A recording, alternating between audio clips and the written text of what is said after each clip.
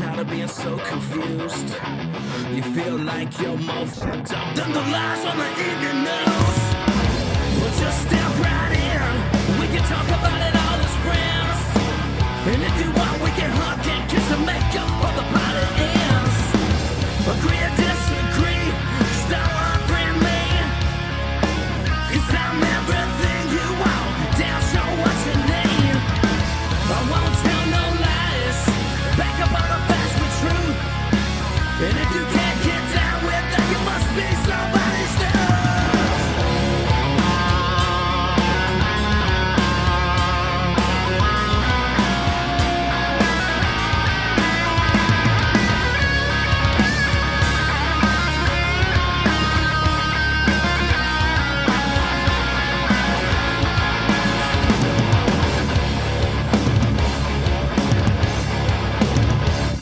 Man, people are going absolutely crazy tonight. I don't understand what the heck's going on. Just insanity, pure insanity. I've got to get Amy set up in the channel. Bear with me. Bear with me. Amy is in the green room. Let's see if this works. Bam. Well, there she is. But now we need to get her frame. Freeze frame. Dun, dun, dun, dun, dun, dun. Nope. No Leroy tonight. Nope. He's being a puss. I could be him tonight. Yeah, well, nobody can be Leroy. I'm just saying that's impossible. How are you? I'm good. It's been a while. I feel like I haven't seen anyone in forever. So yeah, it's been good to be back. I'm going to use Happy some New slang. Year. It's been a minute. It has. It's been a minute. Crazy couple weeks, months, but yeah. Let's see. Let's get you in the box. Boom. There you go. What's in the box? Oops, hold on. That's too big. That's what she said. I'm talking about putting things in a box and that it's too big. I'm off to a good start tonight. Let's see. Let's get you in here. And hold shift. If I had a nickel for every short code I understood and hotkey, I'd be a rich man. I really would. There you go. So we're gonna get right into it tonight. Yeah. I was gonna talk about the whole Kevin McCarthy thing, and I think we'll continue to do that because I think everybody is flipping out and just overreacting, and just everyone needs to calm the hell down. Like, seriously, calm down. I mean, Dan Crenshaw's losing his shit. I mean, and if Dan Crenshaw's losing his shit, there's a problem. I mean, this is the guy that, you know, literally was on with SNL, and that little twerp said, you know, he killed babies and all this other stuff, and called him a one-eye Willie from, you know, and Dan was just like, you know, and, you know, I've met Dan 3 times, 2 times at fundraisers and 1 time with Comcast down in, at the Capitol building. And, you know, he's a good dude. He's a good, but see, the problem is it's not like he walks on water. But he just called the 20 people, including a former Navy SEAL, Eli Crane, a terrorists and enemies. And I'm like, dude, that's what the left does. What are you thinking, Dan? So, of course, I tweeted him, but he's not going to answer me because he doesn't really know me from Adam. And I just was like, dude, this is out of character. You need to take a nap, you know, kind of reset. Yeah. Get yourself a juice box, you know, pop smoke, and come back tomorrow. And it looks like everybody is doing the same thing. You know, I mean, you've got like, okay, so all those people who defended Marjorie Taylor Greene, right? And I was like, dude, don't trust her. Why would you trust her? Mm-hmm. First of all, why do you trust any politician, right? And you're just going to get disappointed. Even Eli. And if Eli was here, I'd tell him square to his face. I will always consider the guy a buddy. We're not friends. We've had a few pops together. We've had a few conversations together. His wife and I are amicable. All of that's great. If I was in a situation with him, I would trust him. I would make sure that I got his 6 and vice versa. I'm assuming all those things are true. But if you expect me not to be disappointed by him, no matter how long he stays in politics, you're setting yourself up for an unrealistic expectation, right? Right. Your thoughts? I'd like to hear this, and then I want to dive into it. Well, But go right ahead. I think people are freaking out so much because of the state of our world right now. I mean, Mm-hmm. our country is so divided, obviously. This speaks to that as well. I mean, our from the outside, it looks like we're turning against our own. So, the left is saying, "Oh, they can't even get along with their own. Like they're so divided." And Right. And who gives a shit what the left says, really? I mean, who right. cares? Of course they're going to say Well, that, right? yes, but to someone as an outsider, someone who doesn't, if you're a person who doesn't really follow politics, if you're someone who's not really immersed in it, and you're not someone who follow things closely, but you hear what's going on in pop culture and you're watching the news occasionally or whatever, you're getting your stuff fed through social media, like a lot of people do, then it's a little scary, I think, for a lot Sure. of people. I think they're like, Sure. holy crap, we cannot do anything at this point. And we, as a nation, I think, really want answers. And again, we just have more questions. Like, why? Like, and what's the plan? Right. What are you thinking? What's going on here? What's the consensus? Is there some plan that we don't know about? That's what I am just confused on. What's Right. next? Well, first of all, I think those are all very valid and reasonable points. And not to, I don't want this to come across as one of the times when I said the word ignorant. Don't take offense to this, please, for the love of God. It is a very reasonable and simplistic viewpoint to have, right? It's not complicated. It's probably the consensus. It's the same feeling that the Democrats had when Ocasio-Cortez and Ocasio-Cortez and Ilhan Omar and the rest of the squad decided to go ahead and hold funding hostage, or Joe Biden's policies or other bills that he wanted to throw up. Okay, all real and all have happened. Yep. And I respect and understand that. And the reason why the Democrats are sitting here and saying, "Oh, this Republicans, what a shit show," is because they don't legislate anymore. All they do is write executive orders. So this looks very foreign, and people are like, "What is this? We haven't seen this since 2006." Well, the reason why you haven't seen it since 2006 is because Barack Obama wrote executive orders like a freaking meth head was popping freaking, or smoking meth. And you've got Joe Biden who writes executive orders like, a fat person eating Fruity Pebbles. It's that they don't legislate. And we have literally had 14 years out of the last 20, or excuse me, the last 18 have been all executive order based presidents with Congress and House that doesn't get anything done and ultimately just passes shit in the middle of the night. Of course. And Democrats don't, they're just like, what is this? This is ridiculous. This is such a foreign thing. This is like, the tablets coming down from Mount Sinai to people who have no guidance and have no, moral turpitude and going, what is this trash? What do you mean thou shalt not kill? This is ridiculous. We love to kill. We love to rape, pillage, and maim. We covet thy neighbor all the time. Woman, slap head, take her. That's, you're talking about something foreign now to this party, and they're pretending that this isn't a constitutional republic, and what's happening isn't completely normal. The 188th House doesn't have a plan because they haven't convened yet. We don't know what the future holds. We don't know what the plan is because they don't know what the plan is. And that's why we've got to get a speaker elected. But what you have is a portion of the party that says we don't agree. And we're in a position of power. We're the Freedom Caucus. You guys need those 6 votes, and we're not going to give them to you until we're recognized for our issues that we have. Jim Jordan is an extremely influential person. He's intelligent. He's smart. He's articulate. I don't agree with everything he says, but that doesn't matter. Chip Roy is an amazing person. He's super, super smart. I love his poise on Fox today, and I thought he was fantastic.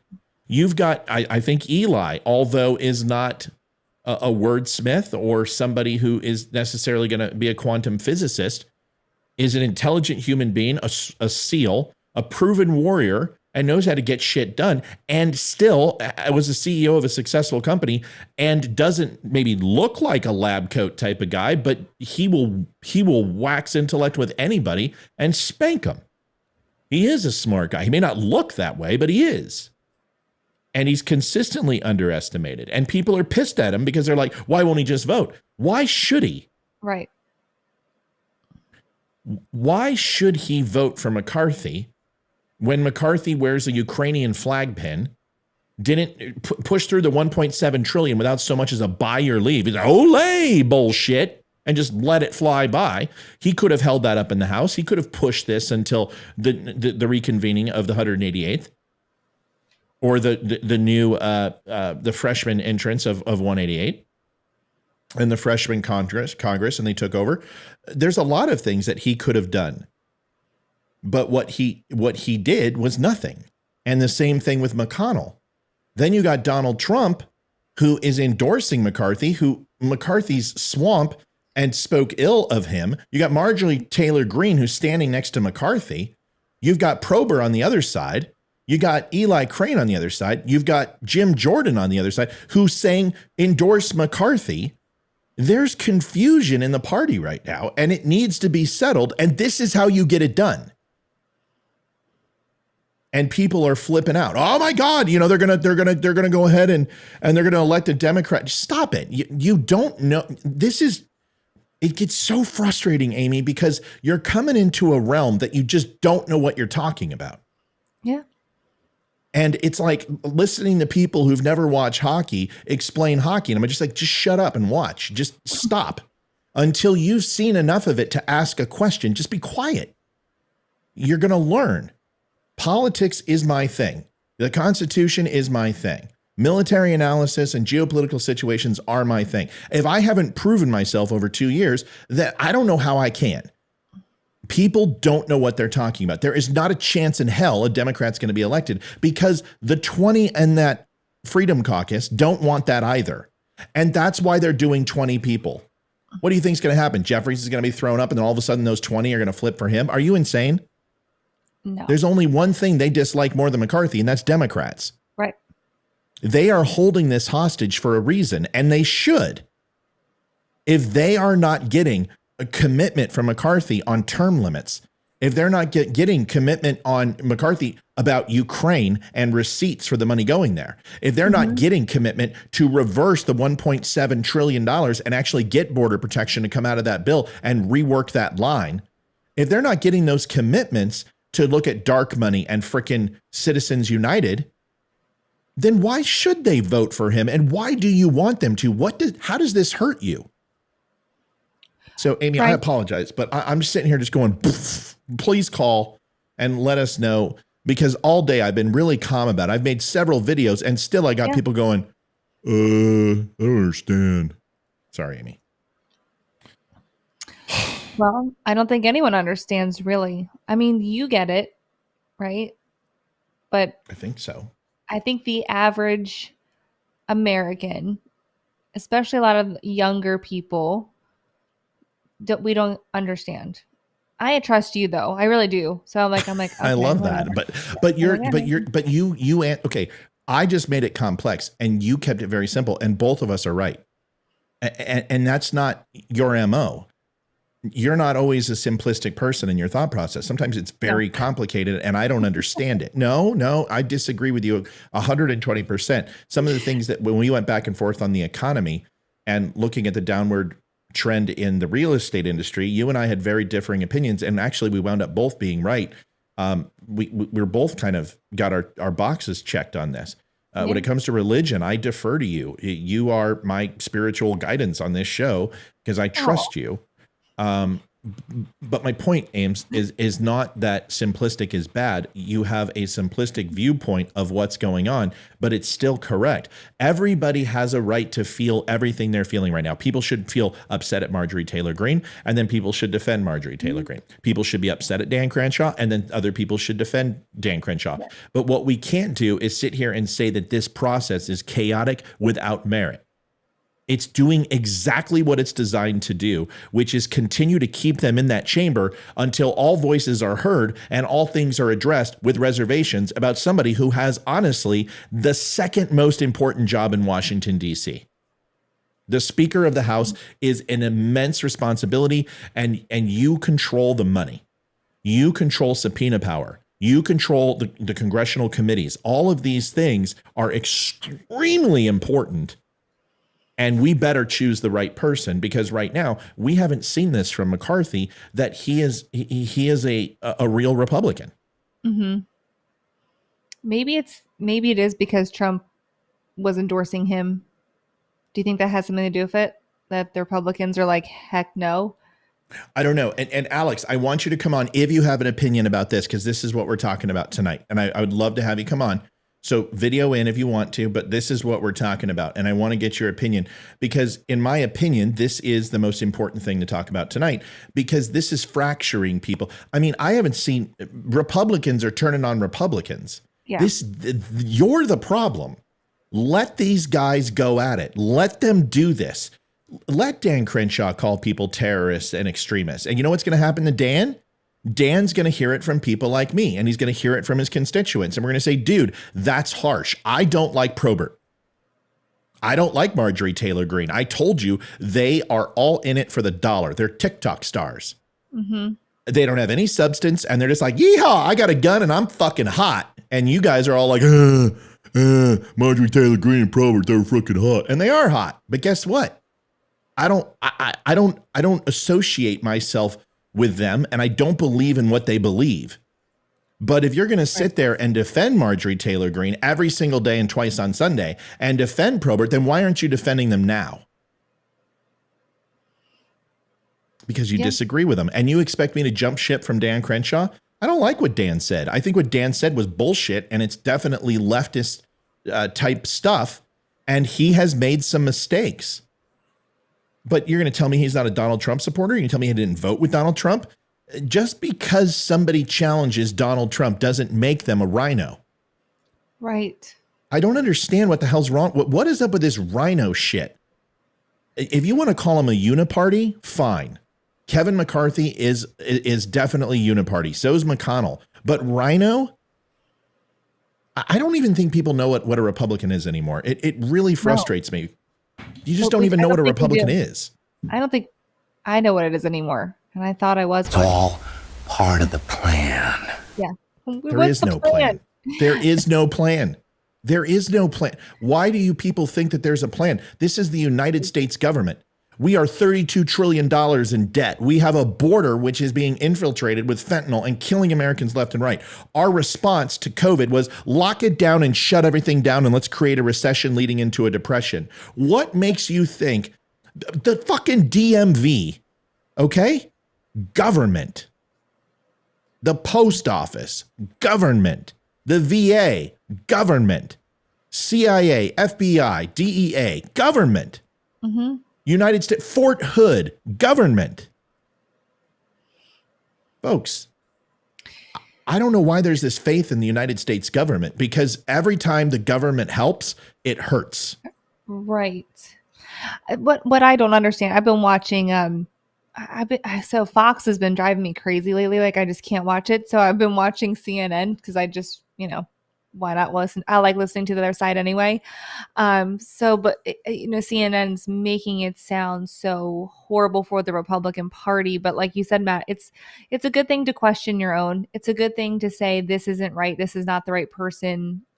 And, you think they would want that. You think the left would want us to go, whoa, we're not going to just vote any person in that we don't agree with. We want the best person for the job. And that's what everyone should want. Right. Who is that? Okay, so when we look at it, first of all, somebody just said, went to the DMV yesterday, in and out in 8 minutes. Where do you live? Yeah. Number one, where do you live? And what were you doing? And number two, what were you doing? And number three, maybe now, but not during COVID. It took me 9 months to get a driver's license. 9 months. Listen, if you want to look at Clay Higgins, if you want to look at Chip Roy, these are very intelligent and smart people. There are very intelligent people who could be speaker who are a hell of a lot more Republican than McCarthy. McCarthy's a politician. Mm-hmm. There's a difference. And I'm not saying, listen, I've met Kevin McCarthy. I shook his hand less than 2 months ago and talked to him. I coined him. He's a decent, I even said it, he's a decent human being. He's a little short. Holy shit, I make him look like a munchkin. I had no idea I was so tall. But anyway, McCarthy is hands down a decent human being. Dan Crenshaw's a decent human being. I'm sure Probert's a decent human being. I'm sure Marjorie Taylor Greene's a decent human being. I'm sure AOC is a decent human being. But with that and $4.25, I can get a cup of coffee. I don't care if they're decent human beings. I want them to represent the American people and the constituents of their districts and their states. That's all I care about. I don't care if they're mean. I don't care if they're grumpy. I don't care if they're soft on the eyes. I don't care if they're articulate. Do you represent your constituents? And if you do, I love it. If you don't, then you have no business being in that seat. I'm not saying, here's the thing. You can sit here and say that the Republicans are showing ineptitude right now. That is completely fine. Do you really think any Democrats are going to vote for them anyway? So who gives a shit? Let them look inept. Is it going to change your vote? Are you going to vote for a Democrat now? No. Are Democrats going to all of a sudden go, oh my gosh, what an effective way that they nominated a speaker? Oh, I don't care about killing babies anymore. I'm going to be a Republican. Why do you care? So what you should care about is the process being done the way the process should. And the answer is yes, the minority opinion has to be heard. And that is what our government is based on. It's not based on the majority. It's never based on the majority. This isn't a fucking prom. This isn't nominating prom king. This is to assure that a dissenting opinion is heard. So when Dan Crenshaw and Trey Gowdy, who I would love to get Trey Gowdy on my show. I love Trey Gowdy, but I would fucking eat his lunch on this. And I know he's a lawyer and he went against the Constitution tonight, and he's like, they just need to shut up and toe the line. They just need to vote for McCarthy.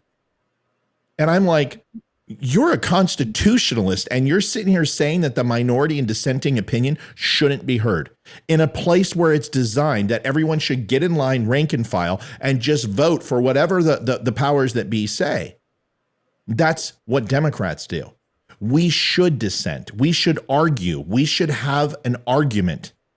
And then if you don't get the votes, you need to go earn them, which is A, find those 20 and get 14 to flip or 6 to flip. Or if you don't get that, then you got to go trade ponies with Democrats. Mm-hmm. And you got to go give them something. And unfortunately, McCarthy doesn't want to do that. He doesn't want to give in to the 20, and he doesn't want to give in to the left. Well, then you don't want to be speaker, sexy pants. Right. Pop smoke, man. I don't know if he has said anything, but has McCarthy said anything yet? I've watched enough, but I haven't watched. McCarthy's doing what McCarthy, now to defend McCarthy, McCarthy's doing what he should do, Ames. He's saying, I got the votes. All I got to do is have one more than 20, and I have 201 more than 20. There's no way I'm going to be speaker one way or another. And you know what? Good. He should stand his ground. But it doesn't mean that there shouldn't be dissenting opinions. What you're saying is, and Trey, even though I love Trey and I do love Trey Gowdy, I think he's unequivocally wrong. And if he was here, unequivocally wrong, I would tell him and say, Trey, you effed up. And Trey, I F up all the time, so I'm still going to love you and I'm still going to watch your show. But for you to say that the dissent opinion, and you being a lawyer and FBI rank and file, wicked smart frickin' guy who knows the Constitution in and out, and I think you should be a Supreme Court justice at some point or attorney general.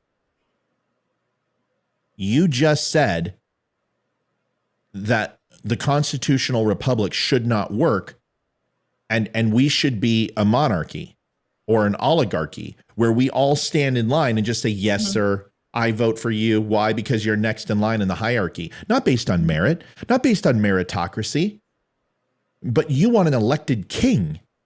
And I couldn't believe when I literally was in the middle of hitting my 9th squat, and I was hitting like 245, which isn't huge, but for a guy with a 3-level fusion, and I was coming up on my 9th, and I literally had to get the sissy bars because I almost shat my pants that he said that. I was completely in shock. Completely in shock. They need to pony up and vote for McCarthy.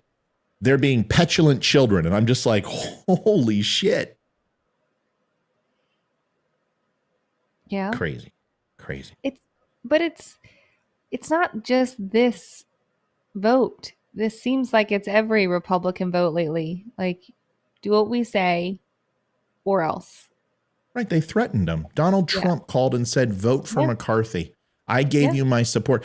Okay, I want to say it again. Donald J. Trump called all 20, including Eli. Scratch that. Stop. I have not confirmed which ones he's called. It's my understanding he called all 20 and told them they need to get behind McCarthy. And you know what they said? And these are Trump loyalists. Pound sand. Yeah.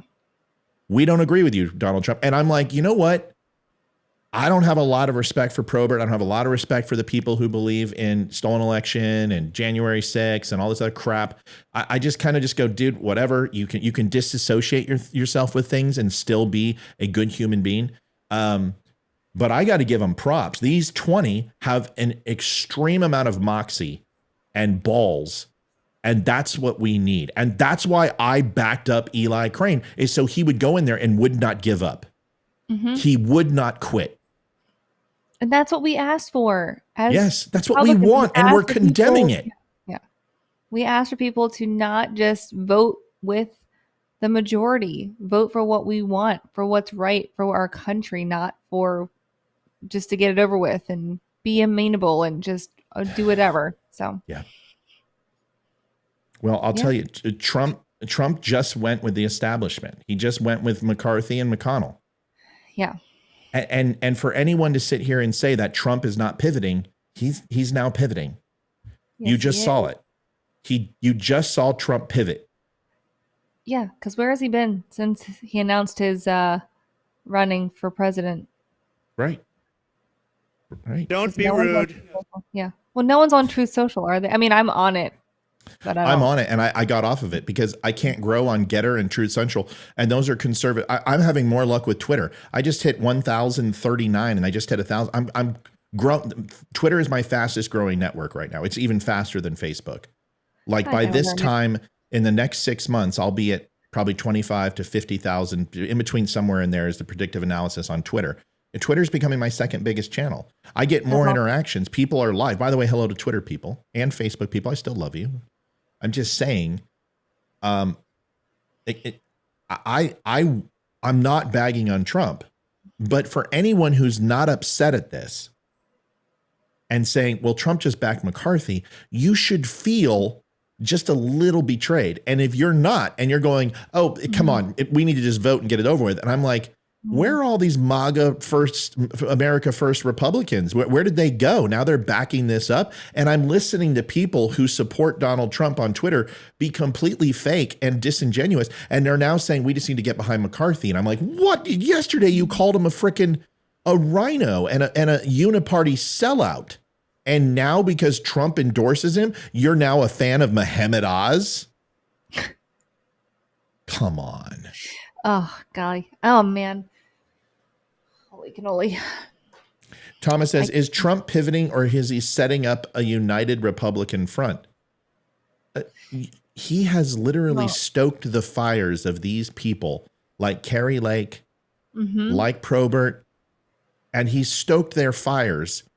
And all the people who lost out of the toss-up states, and he's fueled this. And now he's like, Kevin McCarthy, you need to vote for him. He's our man. And I'm like, well, what? Maybe he's trying to get him to lose because people that he is endorsing are not winning. Well, that's the ever loving point. I told people that Donald Trump would do this, that he would distance himself from those candidates, and because he doesn't like to lose. Okay, someone says there's something wrong with the screen. I don't see anything wrong with the screen. The number's 804-504-1955. Oh, darn it. I've got Skype open. If you want to call in, and you can tell me why I'm crazy. Tell me why I'm crazy. I think Trump is going, listen, if he has, I said this all along, if he has any chance in 2024, he has to pivot with the establishment Republicans. He has to. But he has to do it in a way where he doesn't give up his base. And his base is, it's not 71 million people who are all MAGA first. I mean, there's a lot of moderate Republicans like myself who are America first, but I wouldn't call myself a MAGA Republican. No, I don't categorize myself in groups. I don't do that shit. Yeah. But I would say I'm a Donald Trump supporter who has a lot of questions, and he needs to answer them. But to sit here and back up McCarthy, it's not like I agree with the 20, right? I'm not saying that. I'm saying the 20 has a right to dissent. They have a right to make sure that their voices are heard. And if it takes 2 months, well, that wouldn't still be the longest this has happened. In 1856, it went 2 months before they elected a speaker. Wow. 1906, I think it was. No, 1923. Yep, 100 years ago, it went 109 votes undecided. 109 roll call votes.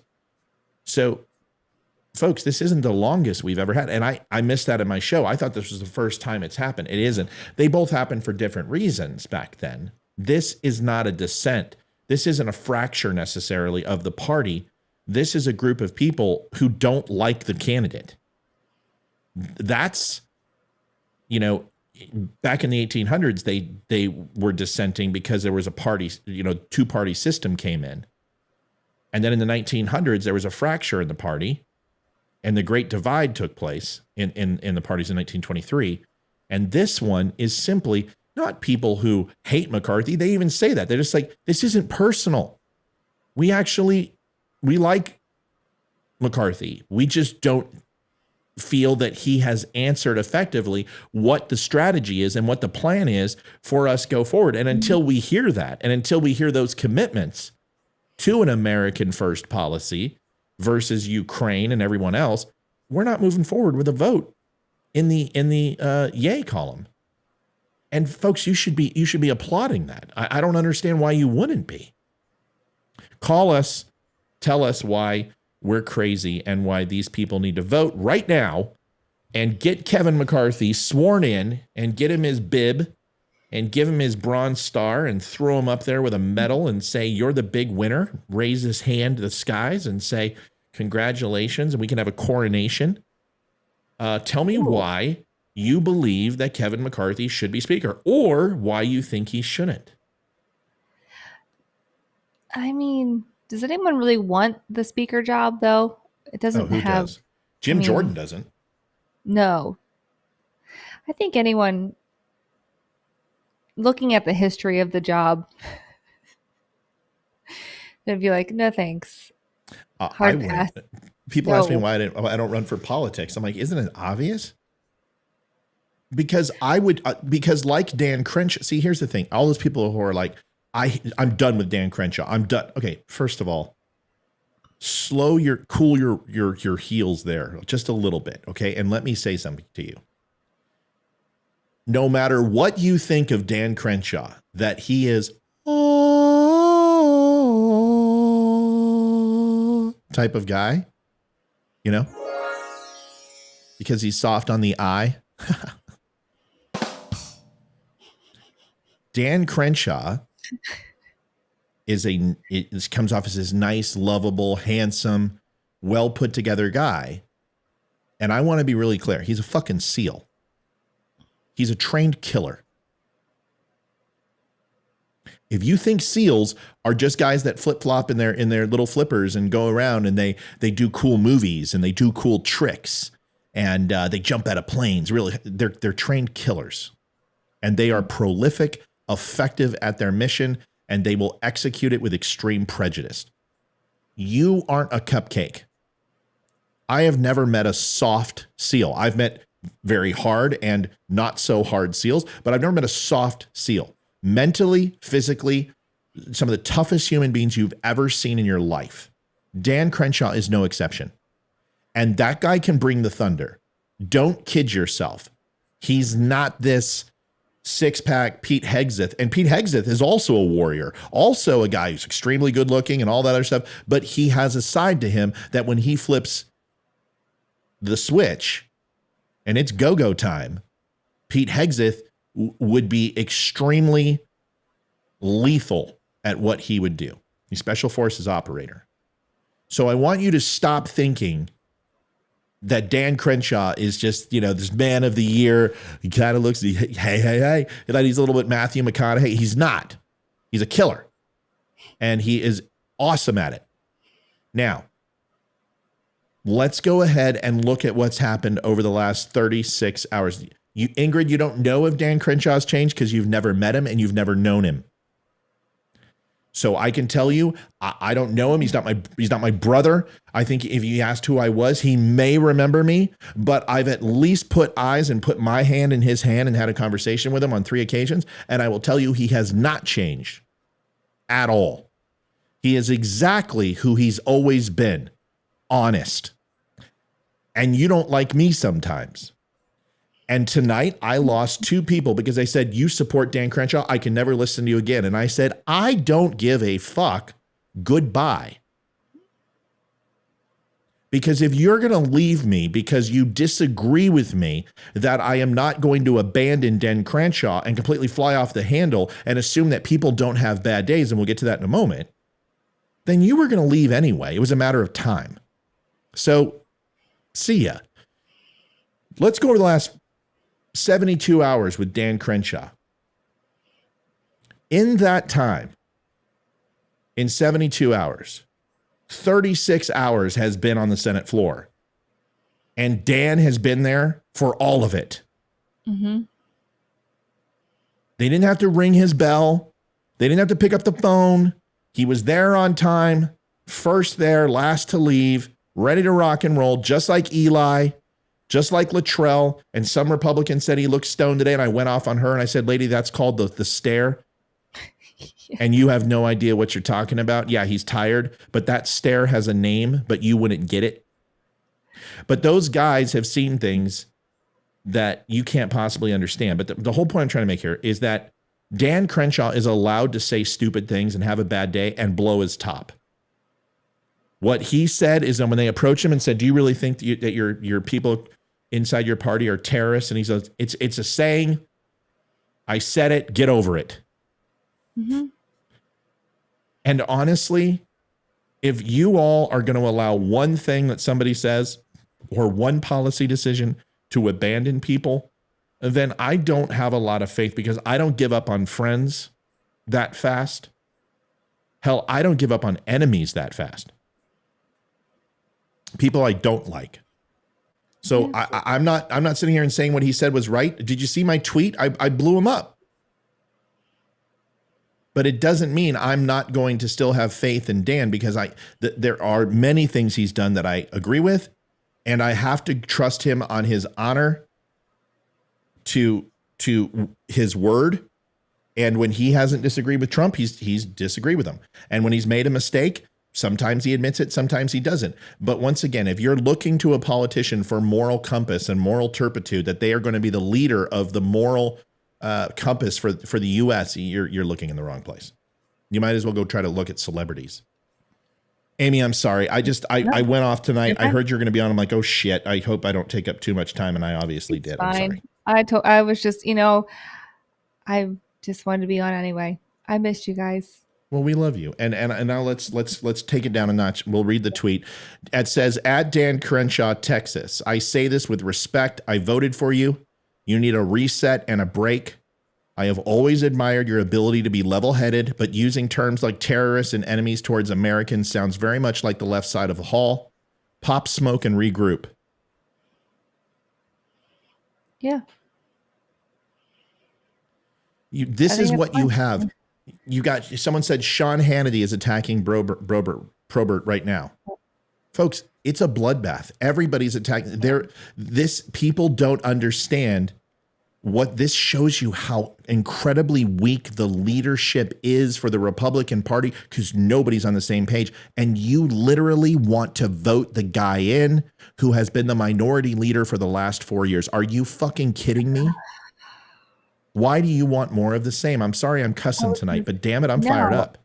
I just had a epiphany thought here, and maybe I'm wrong and way out of line here, but you know, when you get used to being in a bad relationship for a long time, right, you don't know what a good thing is anymore until someone's like, no, this is what it's a healthy relationship is supposed to be.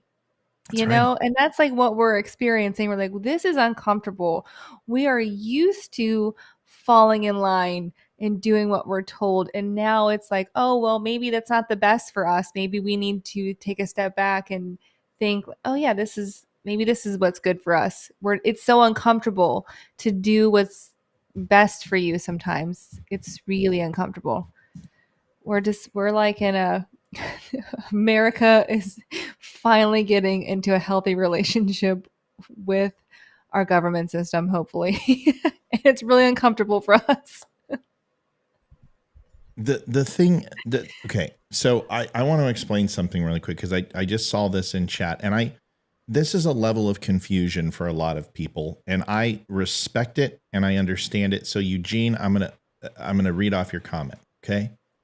It says, Eugene says, and I'm assuming positive intent that you're asking this question as a fellow Texan, because I'm a Californian. I have to out myself, but I'm a Texan. Just trust me. Says, why was Dan funded by Soros? Nothing more than deep state. I'm a Texan. Okay, well, I'm a Texan too. And I do not believe that Dan Crenshaw is deep state. Now, I have no idea if what you're saying is true or not true. I've heard it before. I've looked up campaign finance. I've looked at his donations. And what I have found is that there are many donations to him and other candidates. And I will tell you why, because I was involved in that race and lived in Houston at the time. And I will tell you that George Soros donates to a ton of Republicans when he believes they will lose. And he will give money to the worst possible candidate who doesn't have a good chance, so the Democrat candidate has a better opportunity and a foothold. That happens all the time. This happened in Nevada, and you guys hit up McCarthy and McConnell because they pulled money from Republicans that had no chance of winning because the tea leaves said they didn't. So they pulled money and put them in other campaigns that were close that they felt that could win. It happens every election. And instead of you guys just looking at that and going, wait a second, I can see why, because look at those races, they lost by a lot. And polling out at the last 2 to 3 weeks wasn't going to make a difference. But I can't speak whether Dan Crenshaw took money from George Soros. I certainly will look it up officially tonight, and I'll dive into it, and I will post on it and let you know. But please understand this.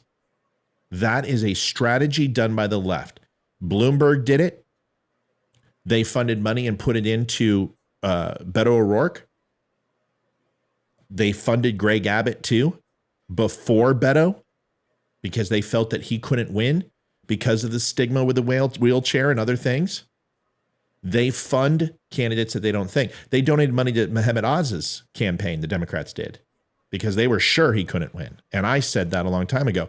I want you to understand that just because you read something that looks nefarious doesn't mean it necessarily is. Now, I'm not Dan Crenshaw's representative.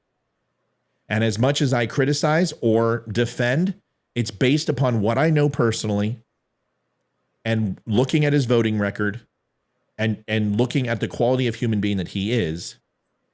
I can't imagine you would assume that he's deep state after a few years in office. I know that that's the go-to word. He's deep state. He's a rhino. He's a Soros Republican. He's a World Economic Forum. He's funded by the New World Order and Schwab. I know that's our go-to, in this party, Mhm. but not everybody's the fucking enemy. Because if everyone's the enemy, then let's just pop smoke. We're done. Let's call it a night. Folks, thanks for joining Don't Unfriend Me tonight. We really appreciate it. We'll be back tomorrow with a new show. God bless and good night. I mean, let's just do it. Let's just give up. If every single person is deep state and every single person is a part of the machine, then who cares? We're all done. Let's quit. Yeah. Agreed. All right, The Amy. machine. Sorry. Now I'm just thinking of the machine, Bert Kreischer. Oh, it's so good. What a great skit. I tried Yeah. to do it. The machine. Yeah. Love it. Off topic. I got Jason Bert Yeah. Kreischer tickets for Christmas. Because I'm awesome. I love it. I love it. I love it. Yeah. Yeah. And Ingrid, I'm not saying you abandon people. Remember, folks, just because you say something and I say your name and then whatever I say afterwards doesn't mean it's applied to you. Right. Okay. You're triggering a commonality, a theme that I've ran across several times, and I'm addressing it to everybody. People get really offended. And Ingrid, you've seen me long enough. I appreciate your clarification. I know you weren't offended. Just because I read your comment and then I say something doesn't mean everything's about you. It means that, I see this every day. I read this stuff. Folks, today we had 72,000 comments on the page. Wow. Okay. That's a lot for me to go. And I don't go through all of them. I go where I'm mentioned or I'm tagged. I've tried to say this. If you want to change the swamp, this is how you do it. Right. It starts here. It starts with them having to acknowledge that 20. And then how many, let me ask you a question. If they really, if Kevin McCarthy, just can you imagine this amount of leadership? Can you imagine Kevin McCarthy walking up on the dais, addressing the hall and saying, everyone stop. I'm talking to every Republican on camera. I want you to vote your conscience. Mm-hmm. I don't care what anyone's threatened you with. I don't care what deals you've been offered, what money or fundraisers, or how many times somebody's going to come into your district and help you look more important than you are. I want you I want you to vote your conscience. And if you want to vote for Jim Jordan, vote for Jim Jordan. And if you want to vote for this person, vote for this person. I want you to stop and make your decision based on that, because we have legislation and we need to move forward. And the job isn't more important than that. I bet you would literally see 40 different people be nominated. Yeah.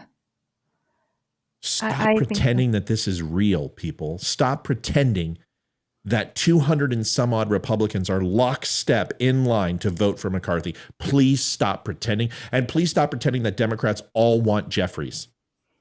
It's a dog and pony show.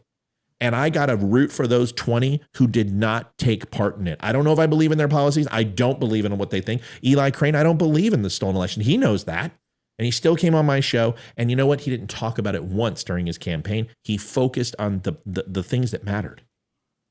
I don't care. Right now, on this situation, they deserve credibility and a little bit of respect that they're standing up against this machine. That's it. And how many people would vote for McCarthy, though, if he did give a speech like that? Okay. Because that would show that he's, Okay. Hold on a second. honest.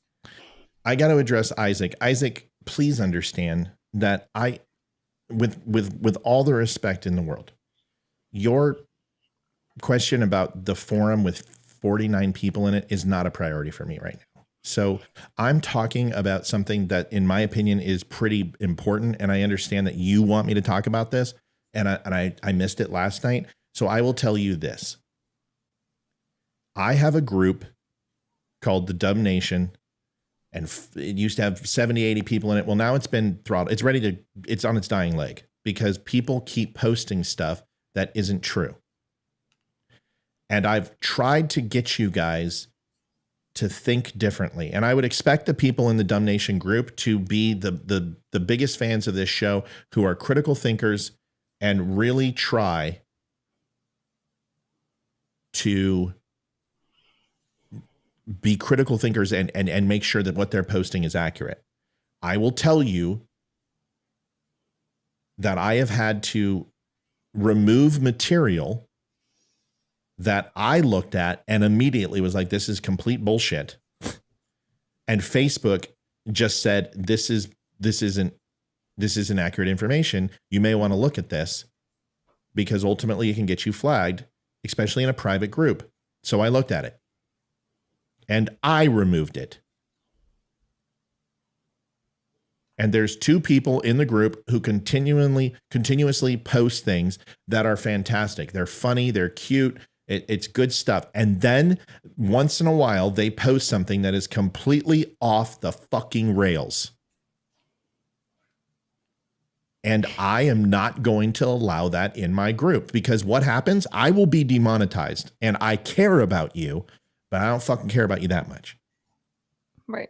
You have a responsibility that when you hit post that you've researched and you've studied and you care about what's being shared. If not, please don't share.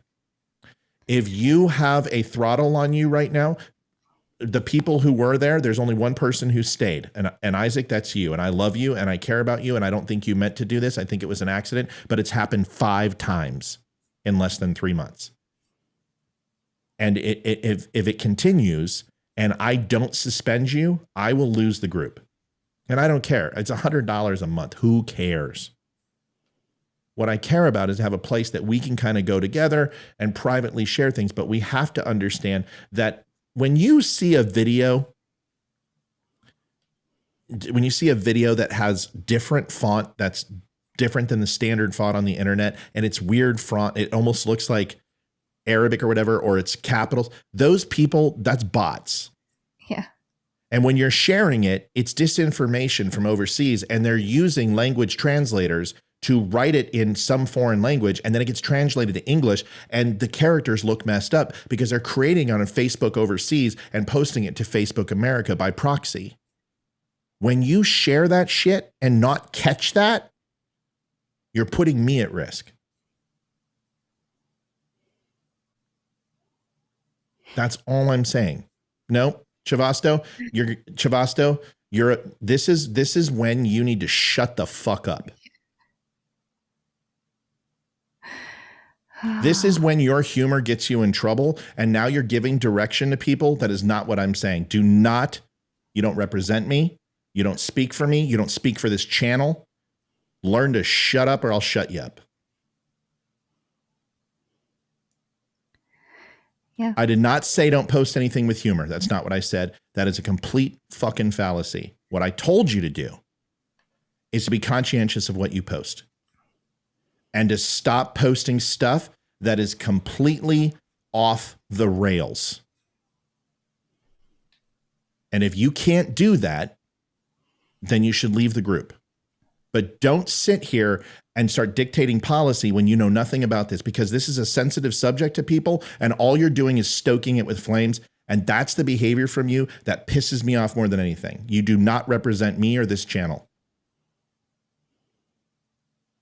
Talking about bringing it down, man. You just couldn't just sit there and Lima Charlie for frickin' 5 minutes. This is what you do. It's just like the Obama thing with Michelle Obama. And I was asking people, please stop talking about Michelle Obama having a penis. Please don't do that. Knock it off. It's disrespectful. She's a first lady. I don't like her. I don't like Obama, but I can respect the office. And then you go ahead and make a frickin' dick joke. This is what you do. No, Chav, you're not good with sarcasm. Yeah.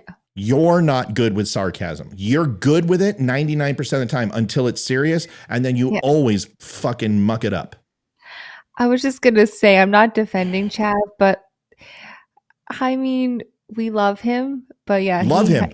I love him to death, but I just want to. Right. We sometimes, we really just want to, I don't know, man. We love you, Chav, but Chav, I love you. I do. And I know you can take this, but this is the problem, man, is that you can't say that, because then guess what's going to happen? People are not going to post anything in the group and they're going to take you seriously. Right. I've almost made you a moderator. I can't tell you how many times, and you always just stick your freaking, I was gonna say he's such an amazing fan and love. he is. We He's all so love him. smart. And he's so always smart. here for us, always. And he is incredibly intelligent, and his jokes are funny, but sometimes he's like So not your so timing. yeah. Sometimes it's the timing. It's the You're timing. so Donald Trump. It's like, dude, I expect you to release NFT trading cards after you say you're going to have the cure for cancer, and all of a sudden you're like, superhero NFT trading card. Just stop it, dude. Just shut up once in a while. When I'm going and doing this and I'm trying to help a listener through something so they don't get banned, don't make jokes that people will be like, oh my God, I can't post anything humorous. Knock it off. Sofa King. We say that in my house too. All right. So the chat cares. Shane says, the old drill sergeant in me appreciates your direct and no nonsense approach to some of these people who are sofa king dumb. Thanks, Shane. Yeah. Listen, guys, I'm not a drill sergeant. My shit stinks just like everybody, but I run a tight ship on this channel because I don't want to lose it. And one of the listeners asked a question. I'm taking time. I paused the show so we could address it. And then we got people popping off in the background. It's like, just for 1 minute, just shut up. It's possible to do. You can control yourself, right? Go get a banana and freaking devour that for a couple minutes while I'm finishing a serious topic. So Isaac, you post great stuff. You posted a cool F-35 Raptor. I pushed that through. Then you had something that was about transgenderism. And I felt that it breaks the policies and violations of Facebook. I laughed. I thought it was actually funny. But it doesn't matter what I find funny. I have to keep my channel thriving. And yes, I've got to play and I got to toe the line sometimes. That's all I'm saying. So, Isaac, when in doubt, whenever you get that tingle and it says, uh-oh, maybe I shouldn't post this, listen to it. Yeah. Okay. Or just you can always ask. I mean, I'm not intentionally quitting social media at the moment. But as if no one noticed that I'm gone, but I'm really not. That's not true. Because Isaac, you don't recall posting it because you smoke like a kilo a week. But just ask. You can always send it to like Leroy, Matt. You can send it to me. I won't look at it. But there's any of the moderators. You can send it to and just say, hey, is this okay to post? And we'll say, yeah, that's fine. Or heck no. That's awful. Please don't post that. And that's why I put the 30-day thing on there, because what it's going to do is I can see your post and I can approve it. And if it gets approved, it was good. And if it doesn't, I'll send you a note and says, hey, this is why I can't. Guys, I don't want to be a censor. I honestly, if you want to post dick pics on there, I'm fine. As long as the viewers don't care, I don't care. I'll just block you and I won't have to see your dick pics. But honestly, I can't, because I'm this close and they want to pull the plug. And unfortunately, I can't allow that to happen. So what I'm saying is, honestly, the group isn't that important to me. It is the people in it, but I'll just close the group and then we're good to go. But this is a group associated with Don't Unfriend Me. It's ran by Don't Unfriend Me, and everything you do reflects on me. So I'm asking you to be careful. That's it. Okay. All right, great. Fine. Isaac, you don't remember posting it. That doesn't surprise me. Like I said, man, I haven't seen you not high ever. And there's nothing wrong with that. Okay. Isaac says, I wish I was smoking a kilo. See? All right. Amy, let's put a bow on this. I mean, it's been a long day. I want to talk about something that okay. I was going to, and Amy, I'm talking to you as much as I'm talking to everyone else. The people might want to stick around for this one because my heart's racing. You're scaring me. I know. Dumb Nation is the group. And if you go to holy calling, if you go to Facebook and you look at groups on my page, you'll see the Dumb Nation group. It's $1.99. You get 15% off my site on coffee. It pays for itself. I mean, you order one thing a quarter and it pays for itself. But you can, see, that's funny. I know, but that was funny. That's funny. Exactly. And that's why I can't ban him, because he's 99% of the time he's good. And then that one time he just sticks his dick in his mouth. And I'm like, dude, you got to stop. Shut Yeah, up. Just whenever I'm doing all right, guys, it's serious time. Shut up. Just zip it. All right. So Dumb Nation, you go there. And honestly, there's nothing super special in the Dumb Nation group. You get the discount. I go in there. I'll talk to you.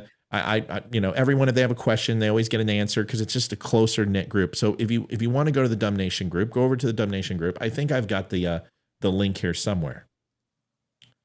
I'll get the link put in here. Okay. We'll all sing Kumbaya tonight. I've tried to be calm when it comes to this stuff, but geez Louise. All right. Let's see. Invite. Create post. By the way, off topic really quick, I saw the Hodge twins thing there. So I've been showing that to like literally everybody I know. And so everyone's super excited. What do you mean? The Hodge, when they did the shout out for you. No, I know, but what are people saying? I mean, like when you say they're excited, everyone loves are they just like nipples or what? Pretty much. They're like, wait, I've never heard of you guys. And I'm like, I know, but like we're just as cool and you should check us out. So yeah. Oh. Especially over like the holidays because we traveled a little bit. So I was like, hey, we're cool. The Hodge twins like us. See? And then so, I'm pretty good about one-on-one in, conversations with people and getting people to follow the show, especially like when we go out of town, people, chatty. That's why Jason calls me Kathy. Chatty Kathy. I'm trying to find a promotional link. Let me see. Cause you can't really join it anymore because guys, it's been blocked. Somebody say this is because we got suspended. Oh, I had no idea. I'm not on social media. Oh yeah. Here's the link. Can anyone tell me, can you click on that link and see it? Let me see if I can open it in a new window. Chav says Jefferson was impressed with your twins plug. Yeah. You know what's great about my twins plug? They're not going to go ahead and sit here and give it to me and then try to charge me $500 for it later. Yeah. Okay. Yeah. Well, I'm in. Wait, no, but I'm in. I'm in the group. If you're already a member of the Dumb Nation group, don't worry about clicking on it. But can you click on it, and will it allow you to join? Except Amy, you can't. You're already a member. I know, if you're not a member, it had a thing for me to. It said I'm already joined, and I clicked on joined to go into the group. So it should have. I would assume. Right. But you're fine because you can't join. I'm looking for people who have never joined the group. You can join. Okay. All right. So the problem is it's been down ranked in the hierarchy, so it can't be seen. So that is the group. It's $2. You don't have to do it. A lot of people ask me, Matt, I want to give you stars. How do I get, this is how. I don't have stars because I'm still waiting for the restrictions to be lifted. Sue says it's suspend. Sue says it's suspend. What does that mean? I think she meant it's suspended. The group suspended, maybe. Matt, I have a question. Can I post hot Asian babes in the? No, you can't. Lee says yes. Yes, what? You can join. Okay. Sue says nope. I tried. I got on it. Question mark. Wait. Is everyone high tonight? What the heck? Folks, I need to know. I don't care if you cancel 5 minutes later. Can you join the Don't Unfriend Me group or not?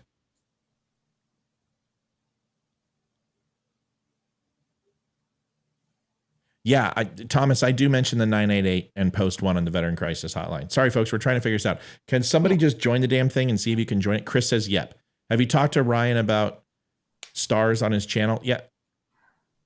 Yeah, I don't have stars because I'm not monetized for them. I had a 1-year block and it's up like in 15 days. It was a 1-year block in January. Yes, you can get on it. I click it and it goes to let you join. People are saying, yes, Matt, I got on the group. Yes, it works. I was a member. I got a new debit card because someone was using my card. I got in with no problem. Okay. So that group, just to let you know, it's just a chat group. It's a Facebook group of all of us. There's like 50, anywhere 60, 75. I mean, a high was 75.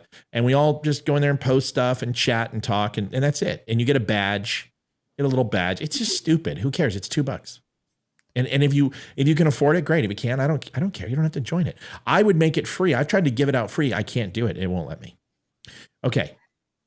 People want to know what happened to Susie Woods. Does everyone remember Susie? Oh, Yeah, I didn't.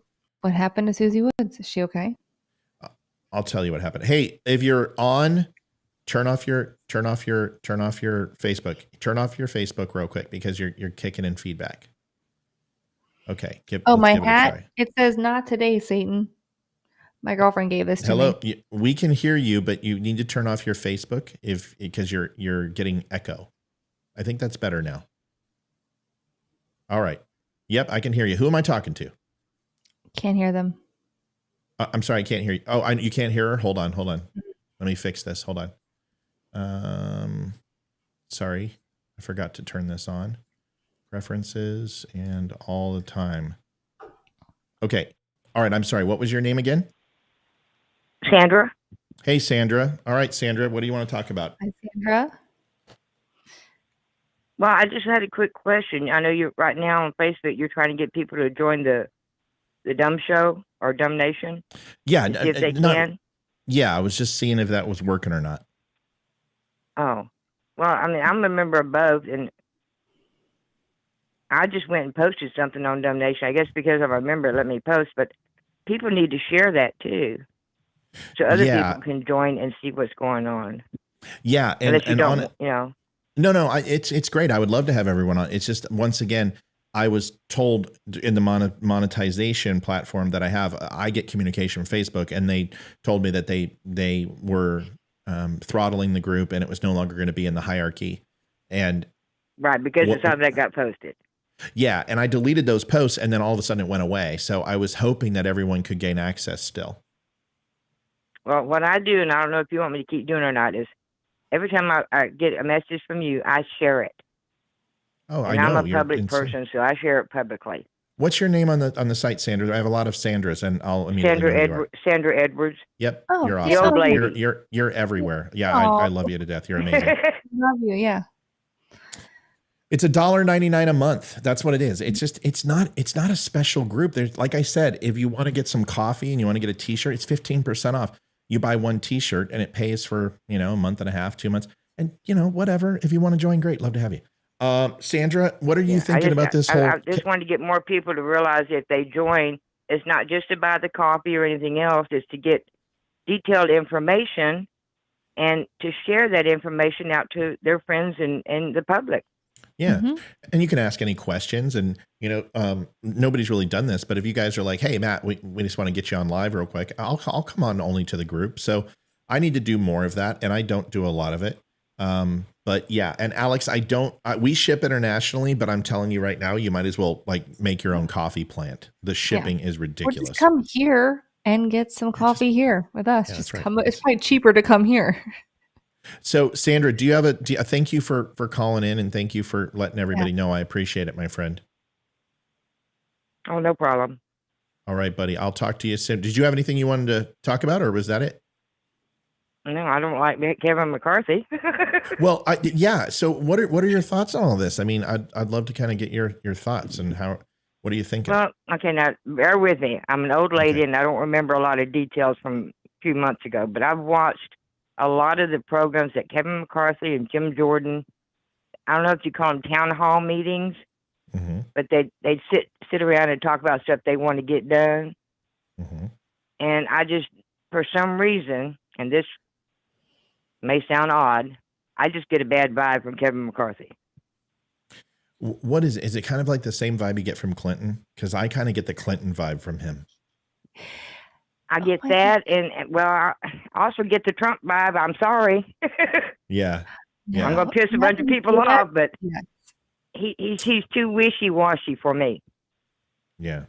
He says something one time or several times, and he'll turn around and he's saying something almost opposite of it. Not quite, because he didn't want to offend that part. Right. But he's a typical politician. Yeah, there is one thing I've been saying for a while is Trump is no longer an outsider. He is a politician, and mm-hmm. he has truly demonstrated that tonight. Yeah, but I appreciate your thoughts. I will say one thing about Kevin McCarthy. He's an excellent speaker. He's a great orator. I got to hear his speech live. Oh yeah, and he knows it too. Listen to Yeah. him brag about how long he stood up on the floor. Yeah. Well, that's what he said. I'll just sit here all night. You know, I gotta love it. He's kind of cocky, but I'll tell you what. Oh yeah. I think Speaker is gonna take him down a peg or two. I think he's ringing in elephants right now. Right? You might as well be cats. I mean, you've got Republicans are all over the place, and he should not want that job because ultimately it's going to be the end of him if he doesn't effectively do the job. Mm-hmm. I don't see him. I don't see him doing it very well because of just the complete batshit crazy we have in leadership right now. There's just no consistency in the Republican Party. So, There's not. There really isn't. Yeah. Well, Sandra, I appreciate you. You called. You should call in again sometime, and we'll wind it down. And I want to talk about a couple of things real quick, if you don't mind. So I'm going to let you go. And thank you for always watching out for us. And if you need anything, you just let me know. Okay. Sure. You have a good night. All right. Bye, God Amy. bless. Bye, Amy. Bye, y'all. So see ya. I love her. All right. So you too. She's the best. Our listeners are awesome. So here's the deal. Susie Woods was a longtime listener, and first of all, Susie's okay. There's nothing wrong with Susie. People are flipping out. Is she okay? She's fine. Susie is a very special young lady, an ungodly amount of talent, one of the most prolific dressmakers I've seen. I mean, incredible seamstress. She's also incredibly smart, intelligent, passionate, all those things. I took a liking to her because she's the underdog. And she's autistic, I believe, functioning autism, but fairly highly autistic. High functioning. High functioning, yes, sorry. High functioning autism. She's had some problems with just emotional struggles, and she's had it here where people were picking on her, and I defended her, and I went off, and I think that's probably one of the most violent versions of me you've seen. Is I went after like 20 people hard, mm-hmm. and I kicked a lot of longtime listeners because I just was like, no. And they went after her, and I didn't like it. And Susie, I had to talk her off the cliff that night, in proverbial sense, and gave her some feedback about how to process things. And then she took a liking to the level of communication that I provided for her and became fiercely loyal. Mm-hmm. And I tried very hard to accommodate her and her flirtatiousness. And it wasn't anything out of line, ever. It was just, she was just very protective, and comments would come up or photos would come up, and she would say something that was never out of line, but, you know, very flattering towards my outward appearance or whatever. And folks, I deal with that a lot. Whether you, it's not bragging. I'm not trying to. I've had people try to get me to date their daughter.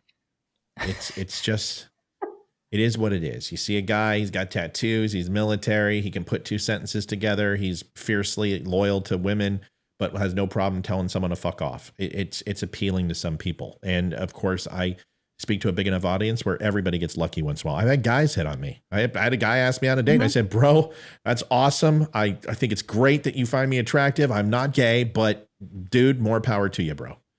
I thought it was great. I'm not threatened by that stuff. And I don't take it seriously. And Olivia doesn't take it seriously. With all of this, Susie several times had left and come back and left and come back. And okay, Matt, I'm done. I'm leaving. And everyone's like, what the fuck just happened? And I just let her go. We'll talk about it. And then sometimes people would say things. Chav went after her. This is the whole reason that Jefferson went after her one night, and I didn't like it very much. And they started to try to get her to turn on me. And, you know, it was ugly.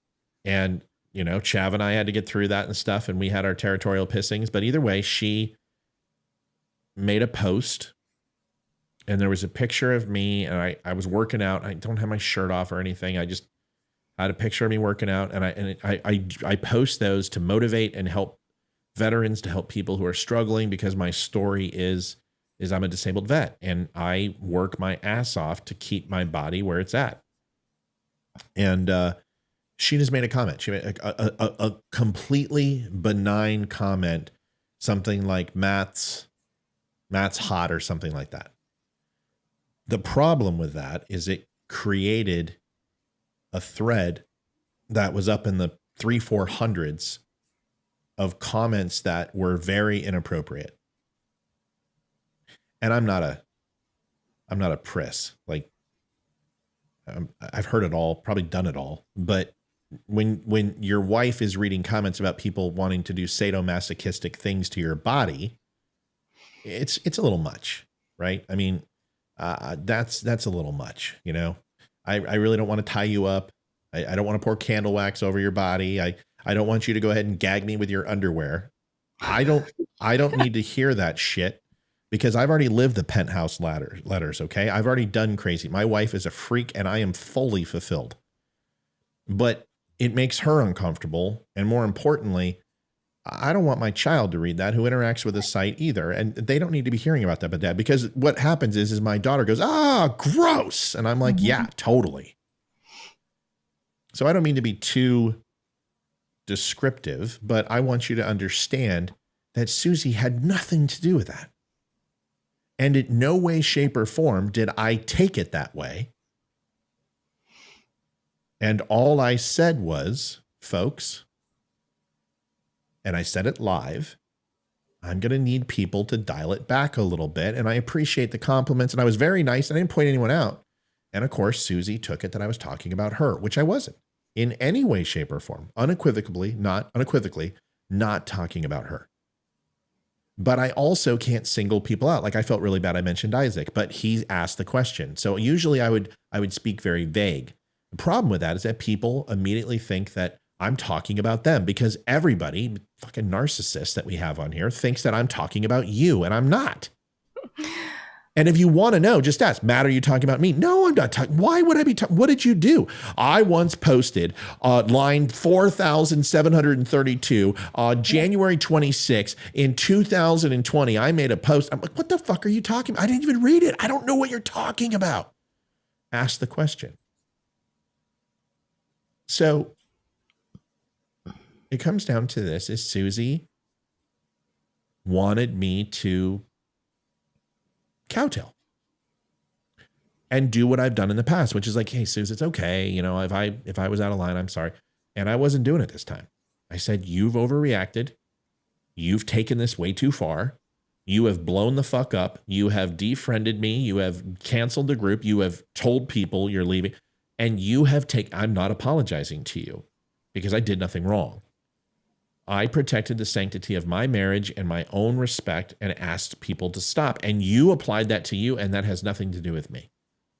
So I'm not apologizing. You need to stop. You need to grow up a little bit, and you need to take your medicine. And I was hard on her. And God, I love her. She did the best possible thing she could. She said, I'm taking a break and I'm leaving. And I said, that's probably for the best. And that took courage, because she got off the crutch of me. Mm-hmm. She moved to Las Vegas. She has a significant other. She's happy, and she doesn't need the Don't Unfriend Me show to carry her anymore, because she's independent and she's tougher than she was. And fucking A, I don't care.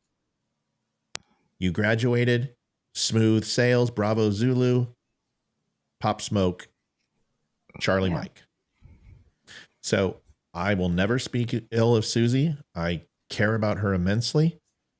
But she graduated to another level and realized that this was not necessarily something she needed in her life, and it was causing too much conflict, and she's gone. And that's important. Okay. Yeah. Does that make sense to everybody? And I care about my list. Now, I can give detail on 1,000 people like that, because I care about the people I interact with. But please don't take my kindness for weakness. It's the worst thing you can do, because I just have no problem. And just like you can tell me when I'm wrong, and I'll listen, And there have been listeners who've said, hey, dude, you crossed a line. And I'll be like, okay. And other times I'm like, nope. Nope. Not going to listen to it. Yeah.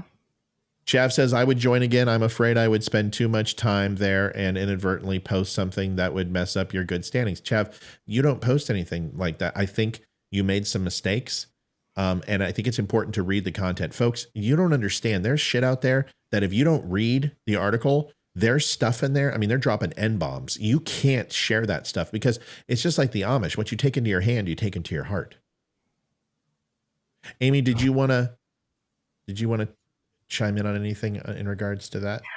Well, I'll say it again. I have distanced myself from social media too, so I honestly didn't know that she had left, but I'm sorry to see her go. I don't know if we're still friends on Facebook. She's unfriended me once before, but then she refriended me, so I don't know.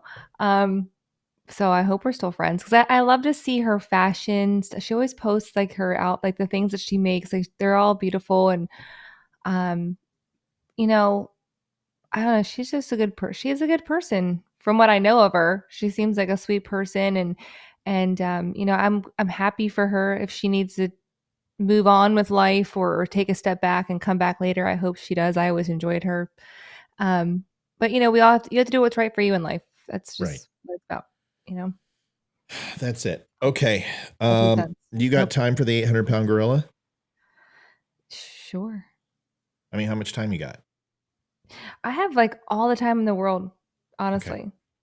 So all right. So Amy is aware. First of all, I wasn't going to talk about this. Oh, you're going like there. Oh, I'm going there. Okay, golly. All right, yeah, let me buckle in. Buckle in. Everyone strap. I don't have a zipper. Oh, I do have a zipper. Hold on. Everyone grab a hold of it. Grab a hold of that thing. Buckle in because we're going for a right. Whoa, wrong one. That's not the one we're going to go for. Well, we may. I have squealing tires. Where are we going?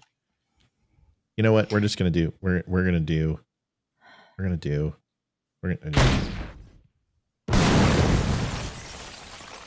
We're dropping a bomb tonight. Exclusive. Are you sure this is a good time though? Because I know it's not 100%. No, it's 100%. I don't know. I was talking to your wife earlier. There's still some other things you have to still wrap up. That's different. That's different. Okay. I just want to make sure. I'm not going to throw anyone under the bus yet. Okay. I'm just going to talk about what happened and keep it very vague. And I'm actually not going to go into too much detail because I've changed my mind. Okay? Yeah. So I would say maybe give a little bit, just think about it before you get, just. Yeah, you got to trust me. I do trust you. Okay. Well, then trust me. I'm just okay? I'm nervous. Stop being nervous. Just relax. Folks, I'm having a sex change and I've wanted one for a long time. And Amy is donating her vagina to me and she's taking my penis. So I just want to let everyone know that. Congratulations. Thank you, Mr. Trump. We appreciate it. Amy will be sitting down when she pees still, and I will be standing up, which should be challenging, but we will figure it out together. And I just wanted you all to know, and just fuck this shit, I'm out. Fuck this shit, I'm out. No thanks, don't mind me. I'ma just grab my stuff and leave. Excuse me, please. Fuck this shit, I'm out. Nope. Fuck this shit, I'm out. Alright then. I don't know what the fuck just happened, but I don't really care. I'ma get the fuck up out of here. Fuck this shit, I'm out. I love that. So that on my ringtone. So now that you know I'm not having a sex change, and neither is Amy. Over the last, and you just got to trust me because this will be flawlessly done.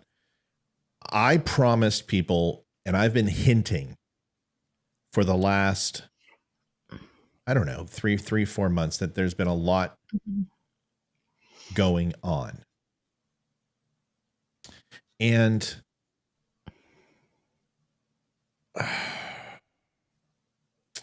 I've been vague. And I owe it to myself because I will never hide anything from people that can be used against me later. I think it is cowardly. I think you're waiting for a bomb, and you empower your enemies to leverage you at your most vulnerable. And I don't want to allow that to happen, because this is a skeleton, and I've shared many skeletons, and it's important to know. So I'm going to tell you without telling you how bad it was. Amy has been a stalwart of support. So is Leroy. So is Jason. So has Don, and God, countless friends, Mike, and the community here in Round Hill have been amazing. But Amy, most importantly, has always been there and showed up, and love you for it. So I was going to do a full show with my wife, my son, and my daughter, and we agree that it would be too much to do, too embarrassing for some, especially for my daughter and my son, but cathartic for me and my wife, but not important enough to take away from my kids. So I'm going to be very vague, and I'm going to be very honest. So here's the beginning. I have a problem. I have anger management issues, and although you won't believe that it doesn't translate on this show, because I'm not angry. Like Dr. McGee, Bruce Banner turning into Incredible Hulk, you'll know when I'm angry. And none of you have ever seen me angry at all. I've been frustrated, I've been mad, but I'm talking about a level of rage that is off the charts, with no physicality, but a voice that can literally be heard a mile away in this valley. And neighbors have heard it. And I didn't know why I got that way. And I thought a lot of things. It could be my past. It could be this. It could be things that I was dealing with. And we found out that it was ultimately a medication that I was taking that was conflicting with another medication that I was taking, and which caused rage. But I didn't know, because the medication I was taking, it wasn't an SSRI or a mood inhibitor or anything like that. It was a smoking cessation and an appetite suppressant that I got when I quit smoking. And I started taking, and it's an NSRI, which doesn't necessarily impact the chemicals of your body. And it was called Wellbutrin. And I took that when I came off the narcotics from the VA and the hospitals, my back surgeries, and the damage I had in the military. So when I went on this medication, it was extremely helpful. But what I did not know is that once my brain started calming down and reproducing at a normal level, it was detrimental to me. But I didn't know. And my family said, well, Matt's always had a temper, but not like this. Like, this is like literally pick up a car and throw it across. That's what I would feel like. I mean, it was literally Hulk smash. And I wouldn't break things. And I would yell. I would yell uncontrollably. I would sweat. My temple would throb. I would almost black out. I was so angry. And it was over the stupidest things. And I couldn't understand why. And Amy can attest to this, because she may not have seen the huge parts, but she could see my interactions with Olivia sometimes and probably be like, why is Matt reacting that way? Or why is Matt? Maybe she didn't. I don't know. But if you were with me long enough, you saw these things. So it hurt my kids, and because they couldn't stand the yelling. And we were going through COVID and loss of job, and it was stressful and it was crazy. And my wife and I were fighting. She didn't want to be here. She wanted to be in Houston. And we've had rocky times, but we unequivocally love each other. You know that. You've seen it. But the fighting was getting to our children, and they had enough. And I can tell you on one hand how many times I've spanked my children throughout their entire lives. And I never use a hand, because I feel that is a violation. I think it is dangerous. I am a big man. My hand is the size of my children's head, and I am a strong dude. I regularly pick up 200-pound dumbbells, and I shrug them 40 times. I am a big, strong guy. And I don't think that this is acceptable. I think that's abuse, and I think it's hitting. So I've always, whenever there was a spanking, I've used a leather belt, not the buckle, not spikes on it or anything like that. And it's been 1, 2, 3, you're done, and pop smoke, go home. And those are only done during lying and stealing. No other punishments.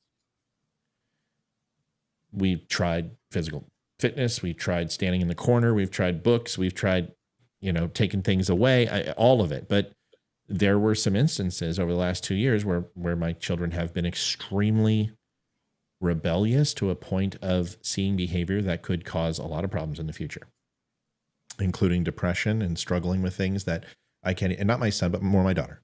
And I'm not going to get into the too personal because I don't want her to feel uncomfortable at all, because she is my greatest love.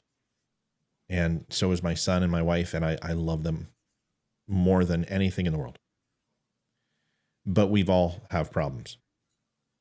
Needless to say, there was some influence from family members that we entrusted to send our children to and ask them for help, and said, will you please, come out and see them? They want to see you. And then they ask, can we take them back? And we're like, yes, in fact, and talk to them and let them have fun and just be kids.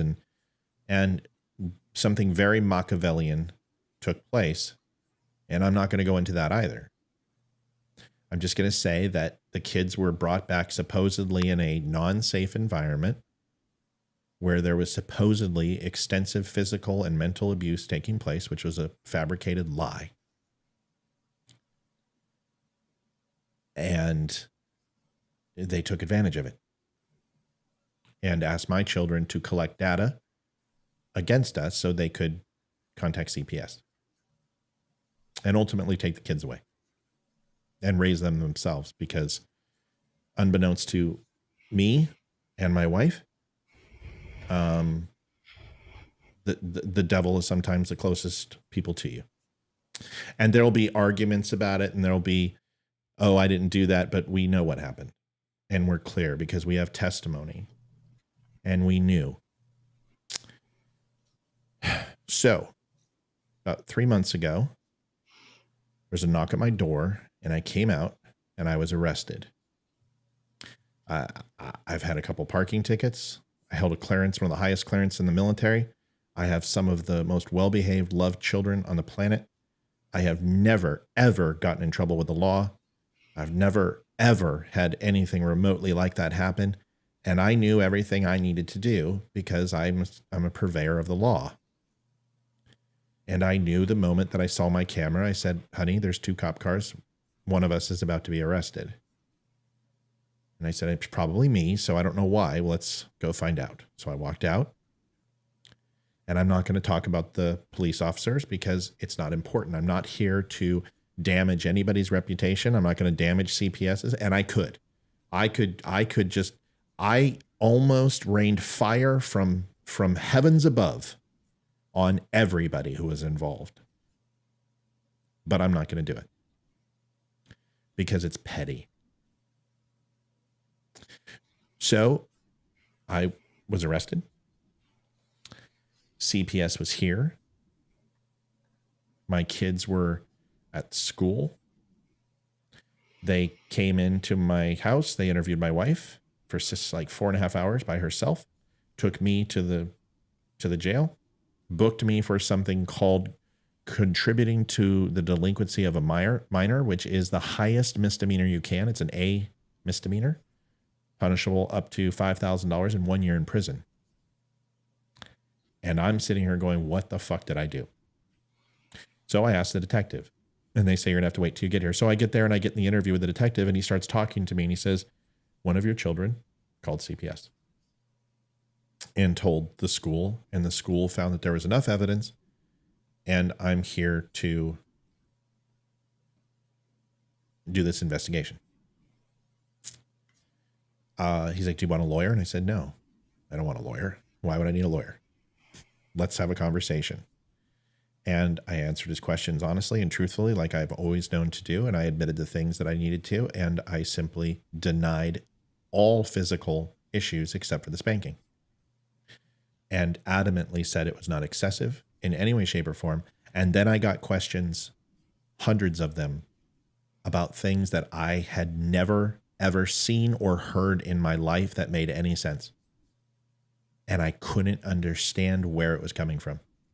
I was baffled. And I wanted to try to answer everything, and I couldn't, but I just did what I could. About 20 minutes into it, the detective tells me to stand up, takes off the cuffs, and he goes, puts his hand on my shoulder, and he goes, you're just a father. He's like, I've seen so many violent, terrible things. You're just a dad.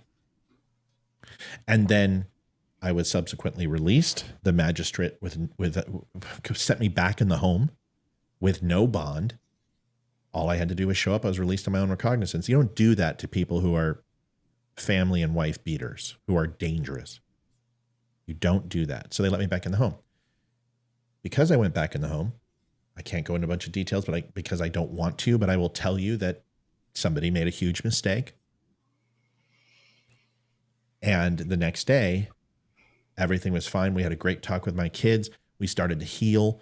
I recognized my voice was loud, and I said, I'm going to get help, and I'm going to find out how to fix this and narrow this down.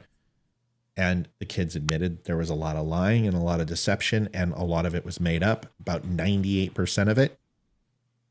And they did it to go and live with the relatives because there was fun times at Disneyland, and the candy was great, and the hours up all late and wearing makeup and anything they wanted, and literally having a permanent vacation. They were like that, or go back to Virginia where literally it's drudgery and it's hard because life is tough. And I always understood it. And I stand by my children's right to say, Dad is not giving us his very best. So the next day they were taken from us simply because I said, I need to get my lawyer before I answer any questions because he's advised me to do that. Here's his phone number. And then my kids were taken from me. That night we went back in and I called and I said, why are you taking our children? Everything was fine. We're following everything we should. And they said, well, you broke one of the written orders. I said, I don't know what written order you're talking about. And they said, well, we told your wife. And I said, talk to her for 4 hours. I was being interrogated. I don't know anything about this. There's no paper here. There's no instructions. What do I do? How was I supposed to know? We got the lawyer. We went back. We got my kids that night. I called Amy and I was asked to stay out of the house for 7 days. So I did. The first night, my kids were in tears asking me where I was, where's daddy, why isn't daddy home, what's going on? They had no idea the consequences of this. And instead of having two adults who could explain it to them and tell them, this is serious, or having those adults call us and say, your kids are saying some things that are terrifying us, anything, there was none. It was all Machiavellian, swept under the rug with no consideration for my wife and I and our family. So this has been going on, and I will tell you this. It's been what, 4.5, 5 months, Ames? Yeah, I think so. Yeah, sorry. I know I've been through, not what you've been through, but I've, been along for the ride a little bit. I'm so emotional about it myself. Like, I just love your family so much. So I know what you've been through. It's been really tough. Yeah, it's tough. So, let me tell you the story. So there was 11 pages of accusations. And I just transparency, because a lot of people are probably thinking there was never any accusations of sexual abuse or any of that. This was simply overuse of discipline to an abusive level. I wrote a 27-page dissertation with videos, with testimony, with facts, with interviewing my children, with getting the aunt and uncle on the phone and getting them to admit these things and being honest about what happened. And finding out that there was manipulation on all sides. The relatives were manipulated. The kids were manipulated. The law was manipulated. The school was. And after some time, CPS met me and met my wife and imagined that we were these giant monsters. And once they met us, we're like, holy shit, we've made a mistake. Gave my kids back to me, let us back in the home, and literally backed off. Then investigative services who transferred the case came in and they're like, yeah, anything mandatory that we said, you don't have to do any of it. Just, we're going to go through formalities and you're done. So now you got them. And now so that case has been completely dropped by CPS. They have sent me letters completely exonerating me in one case, and then the other one saying that there was an issue. But either way, they have absolutely no impact. They're just waiting for this time to go up, and then they're no longer in our lives. And today, I had my final court date, which was supposed to be a full-fledged trial on one spanking. Let me repeat that. One spanking. My children have dermatographia. It's something you may have seen on me when I get my hair cut and up close as my neck turns super red. And if you just rub a finger lightly on the skin, it gets a giant red mark. Well, the picture that was taken from my daughter showed severe redness. And then they automatically said that that was child abuse. But the thing is that any redness was gone less than an hour later. And in fact, the spanking that he did have was completely benign and wasn't, in his words, wasn't even hard. Because I don't believe in hurting my children. I don't punish for pain. It's discipline. So needless to say, I was there today, and with my lawyer and with absolutely no case, because precedent's on our side, the law is on our side. We're a Commonwealth district. It is not against the law to discipline your children.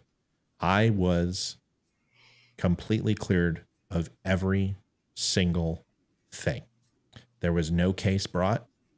The prosecutor knew there was no case and admitted that this would have, and even in front of the judge, that there just wasn't enough to move forward with a case. And the thing I will tell you about this entire process is it has absolutely brought my family and I together like I can't even begin to tell you. And although this was scary, and although this was hard, and although this was tough, and there were nights I wanted to give up, it was the best thing to happen because we've never been happier as a family. I have not raised my voice in this 5.5 months. I'm happier. I'm a better father. I'm a better lover and a better husband. I'm a better person for it. And the best thing I can tell you is that you just don't know what's going on sometimes and how and what shadow you cast unless you are open enough to allow people to tell you. And the one thing is, with me being so fucking intimidating at times, I don't get the feedback I need to be a better person. So by allowing someone to step in and literally say, we're taking your freedom away, and we're going to take your kids away, it scared me to a point where I had to listen. And then we found out that the medication was causing this rage, but that it was still inside me. It was just being extenuated. It's still my responsibility. So that's the story. And I could go into what I think some of it was political, and I could go into where I feel that my rights were violated and other things were, and that this was a personal thing. It doesn't matter. Because my daughter and son, although the incorrect way to do things, showed exceptional courage to give feedback to a man who doesn't necessarily take it and say, we need you to change.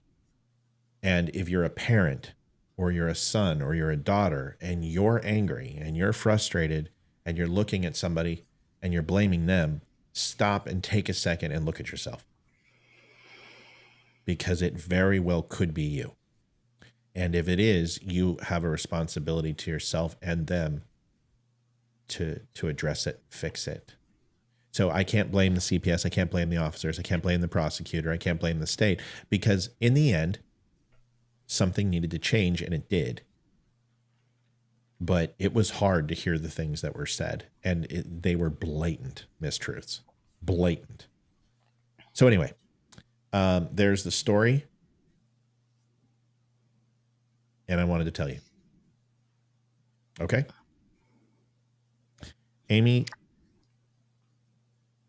did they try to remove my firearms? No, they did not. No, they did not. Yeah, I'll take any questions, but no, they did not. They asked how many firearms I had in my house, and it was said that I had 96, 23 on one floor. See, that's what I mean by the complete exaggerations. I'm like, right there, if I'm somebody, I'm listening, I'm going, are you kidding me? He's got 76 weapons. It's ridiculous. I've got a lot, but I don't have 76. I wish I had 76. Right. But no, they did not try to take my weapons in any way because I was not charged with domestic abuse. You understand? I was charged with some obscure delinquency of a minor because they knew they didn't have domestic abuse, because it wasn't domestic abuse. It was a spanking for my son stealing several times. That was it. Amy? I just want to say, I think it's awesome that you shared this. I mean, I don't know what you guys went through truly. Like, I mean, I know I was around, I was, you know, I was here as much as I could be. I don't know what else to say. From my experience as an outsider not living through it, it was absolutely horrifying and just completely gut-wrenching, and I wasn't involved, you know? So it affected me so much, and I'm not even involved. I don't know. I appreciate you sharing this, and hopefully it will help someone else. And I just love you guys so much, and I hope, like I said to you and your wife, I hope, you know, the worst of the nightmares are over. Hi, Olivia. Sorry I didn't answer your last text, but I was on live with Matt. Sorry. She said, sorry, she didn't answer your last text. I didn't read it yet. Oh, gotcha. Sorry. I was on the live. So, did you want to say something? No. Well, why'd you come in? I don't know. I was just listening. Well, I know, but you came in for a reason. Easier to look at. I want to support you. So, yeah, I'll be honest with you, man. You remember when I walked out of the court, I said, now I'm ready to go to war. And I'm like, now it's on. And that, I'm like, I'm going to burn it down, you know, and not physically, please, but mentally. Anyone who benefited from this and did not use discretion or filters or didn't do their job effectively, I want to go after him. And then I stopped, and we were walking, and I said to Olivia, I just said, I feel like I just got taken. Like, I feel like I spent $6,000, $7,000 just to be screwed over. And I don't feel innocent. I was pissed. And I swear the greatest thing happened. Five minutes later, as I'm sitting in the car, I'm like, you know what? Fuck it. I got away with my innocence and my integrity intact. And they can't take that away because I know the truth. And I always knew the truth. And I know there's another person in my life who is very important to me, and we don't even talk that much, is my neighbor, Pete, who heard it. And he was so supportive and could have just ostracized me and didn't. And it means a lot. And, you know, leaving with my, you know, and getting away with my integrity, because a lot of people don't. There are parents who were thrown in prison because they went to work and had to leave their kids at home during COVID because there was no daycare. Those parents had their children taken away. They were criminally charged. And the thing I will tell you is not all of these stories come out well. And I will tell you the one thing is honesty. I was honest. I never lied. I was honest, and I was critical of myself where I needed to be. and I owned what I needed to own, and I emphatically defended myself on the things that weren't true. So, do you want to say anything? Were you crying? No, I'm tired. I'm exhausted. She's right now. tired. I feel like She's I'm exhausted. asleep. All right, give me a kiss. I'll be out in a minute. I love you. Thanks. I love you too. Amy loves you too. She wants a kiss. So later. So anyway, that's it. And I would not have felt right not addressing it. You know, because it's just not, bad shit happens to people, right? And some of it, I mean, there's bad people out there. There are people out there who are dangerous. And CPS has a very tough job. And I was always respectful to them. I was respectful to the detectives. I was respectful to the prosecutor. But this didn't even go to court. It was postponed to continuance because we were waiting on medical diagnosis of dermatographia. The doctors diagnosed it. And I think that was it. And there was also appeals that supported me through it. Caller, where are you from? Illinois. Illinois. Who are we talking to? I should know by now. Tracy. Tracy. What do you want to talk about, Tracy? Well, I've kind of been where you were at tonight. Yeah. Before my marriage ended, which this is a good part of what caused it to end,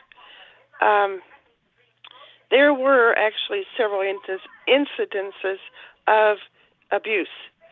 And it was on my now ex-husband. And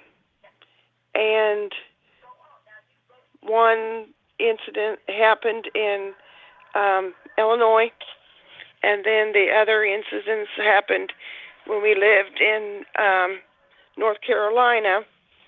And in Illinois, the Child Protective Services was brought in, and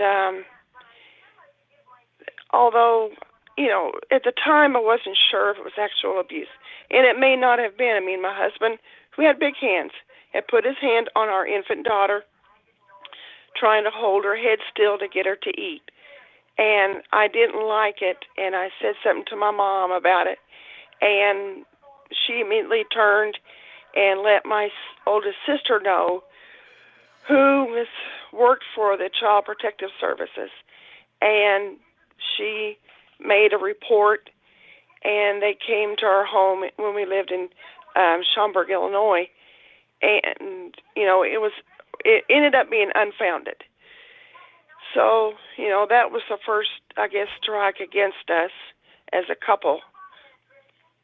And then, you know, we moved to St. Louis, had our son, and my son is suffers from mental handicap. And you know, after my ex-husband's mom died, he changed. His attitude, his behavior changed.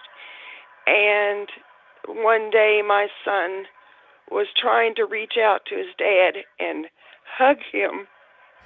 And my ex took it the wrong way and ended up hitting him. I caught him doing it, hit him and busted his nose. Well, I called the police on him, and, you know, he was arrested for that. And I would thought that would have been enough to shake things around, but it didn't. I started doing Taekwondo because I felt like I needed it to protect myself. And I would come home and hear reports of things going on at the house because my ex would come over and hang out with the kids. And I heard from a neighbor that there was one time when he chased my daughter outside. And she was running up and down the street with a blanket tied around her, trying to get away from him.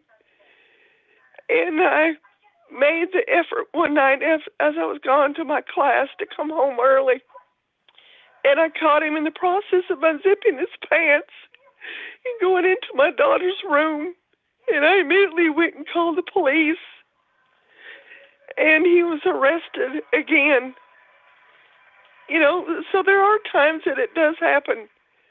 And I've been through it, and it's hell. And it's still hell because he doesn't want to admit that he did anything wrong.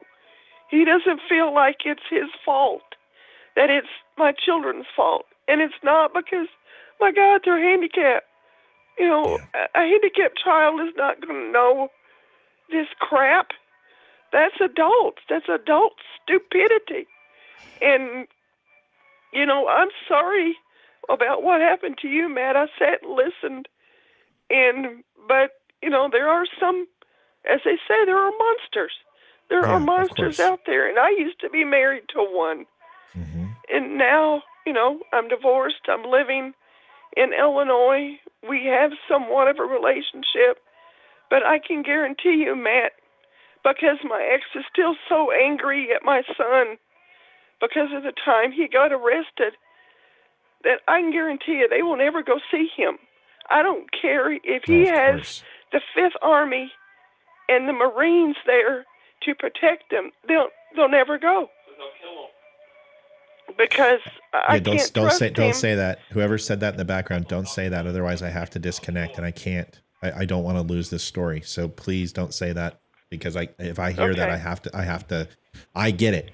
You don't need to say it. We all get it. So it's an unsaid. But if you say it, Facebook will flip the hell out. I mean, and literally start investigating. So just be real careful.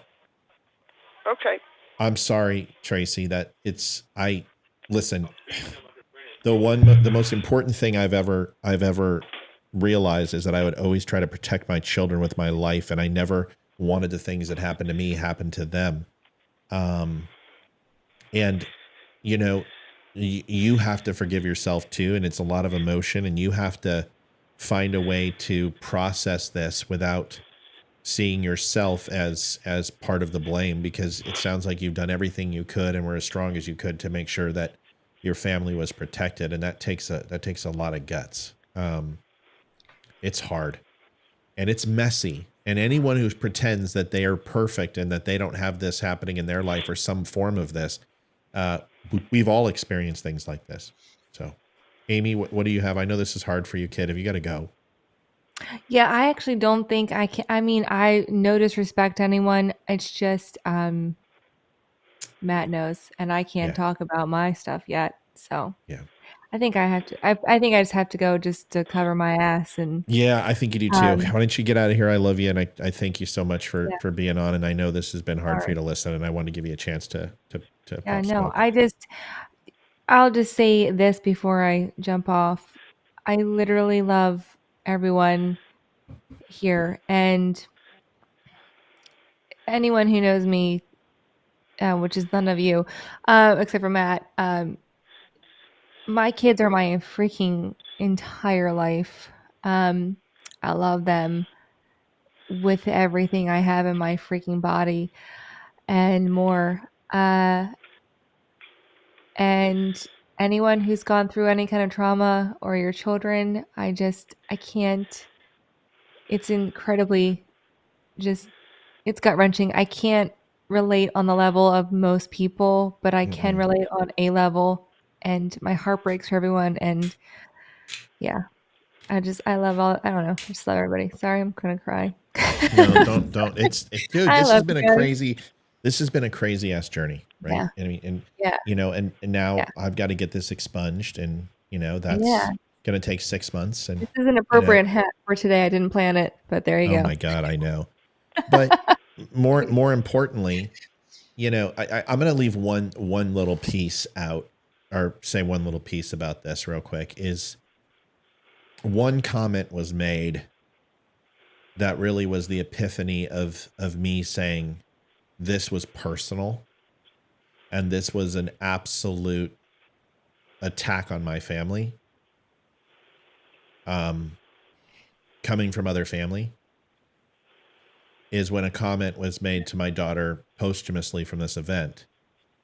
And the comment was, well, don't you think once all this is over, your dad's just going to go back to whoever he was before?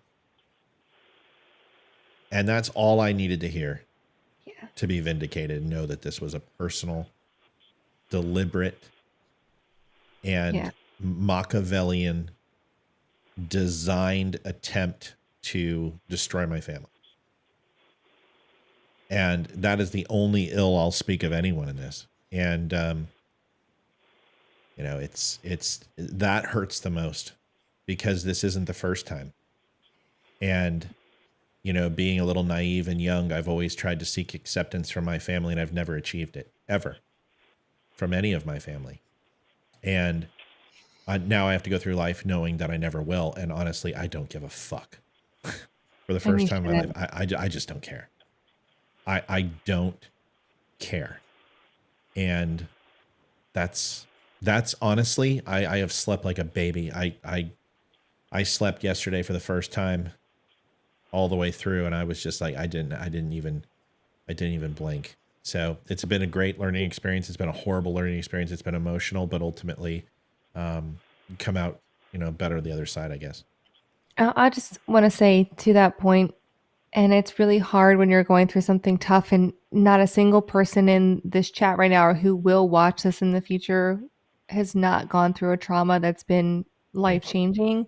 But like, you know, Matt, you're so loved. Olivia and your family, like I you are so loved, not just by the show and the, you know, the people who watch. And yes, it means something to us and we don't discount that, but when you don't have that tangible person there to go, I love you and I'm here, like, you know, there is a difference. And I think anyone who struggled knows that difference. Just hearing it is like, okay, but you know, if you know someone who is going through something, like, please just whatever you can do. You may not be able to do everything for them, but just be like, listen, whatever it is. Yeah. You know, just I just want you. I know you guys know you're loved, and like you really are loved, and you are truly family. My family. Means a great deal. I mean, people have been incredible. Yeah. Incredible. To a point where I can't do it. Tracy, listen, Alex is calling in too. Let me try to get him in here. Amy, get out of here. I'll put Alex on. Go. And we I'm love sorry. you. I love you guys. I'll talk to you later. I'll see you soon. Don't be sorry. Bye. See ya. Love you. Bye. Hey, Trace. Bye, Amy. I want to tell you how courageous you are, and I appreciate you. And the man in the back, I wasn't keeping him quiet because I didn't feel the same thing. I get it. I want to try to protect people. It's what I try to do. You know, you got to be careful in this day and age. That was my son. I made the mistake of making the phone call with him being in ear's reach, and I was trying to get out of the room. I'm sorry about that. No. Don't. It's not. I don't care about me. I care about you, because once you say that, Facebook flags that, and then I don't want you guys getting in trouble. He has every right to feel that way, and I would feel exactly like him. But you know what? I am gonna go. I'm gonna go hug my wife because she says she wasn't crying, but I can tell that this is emotional for her.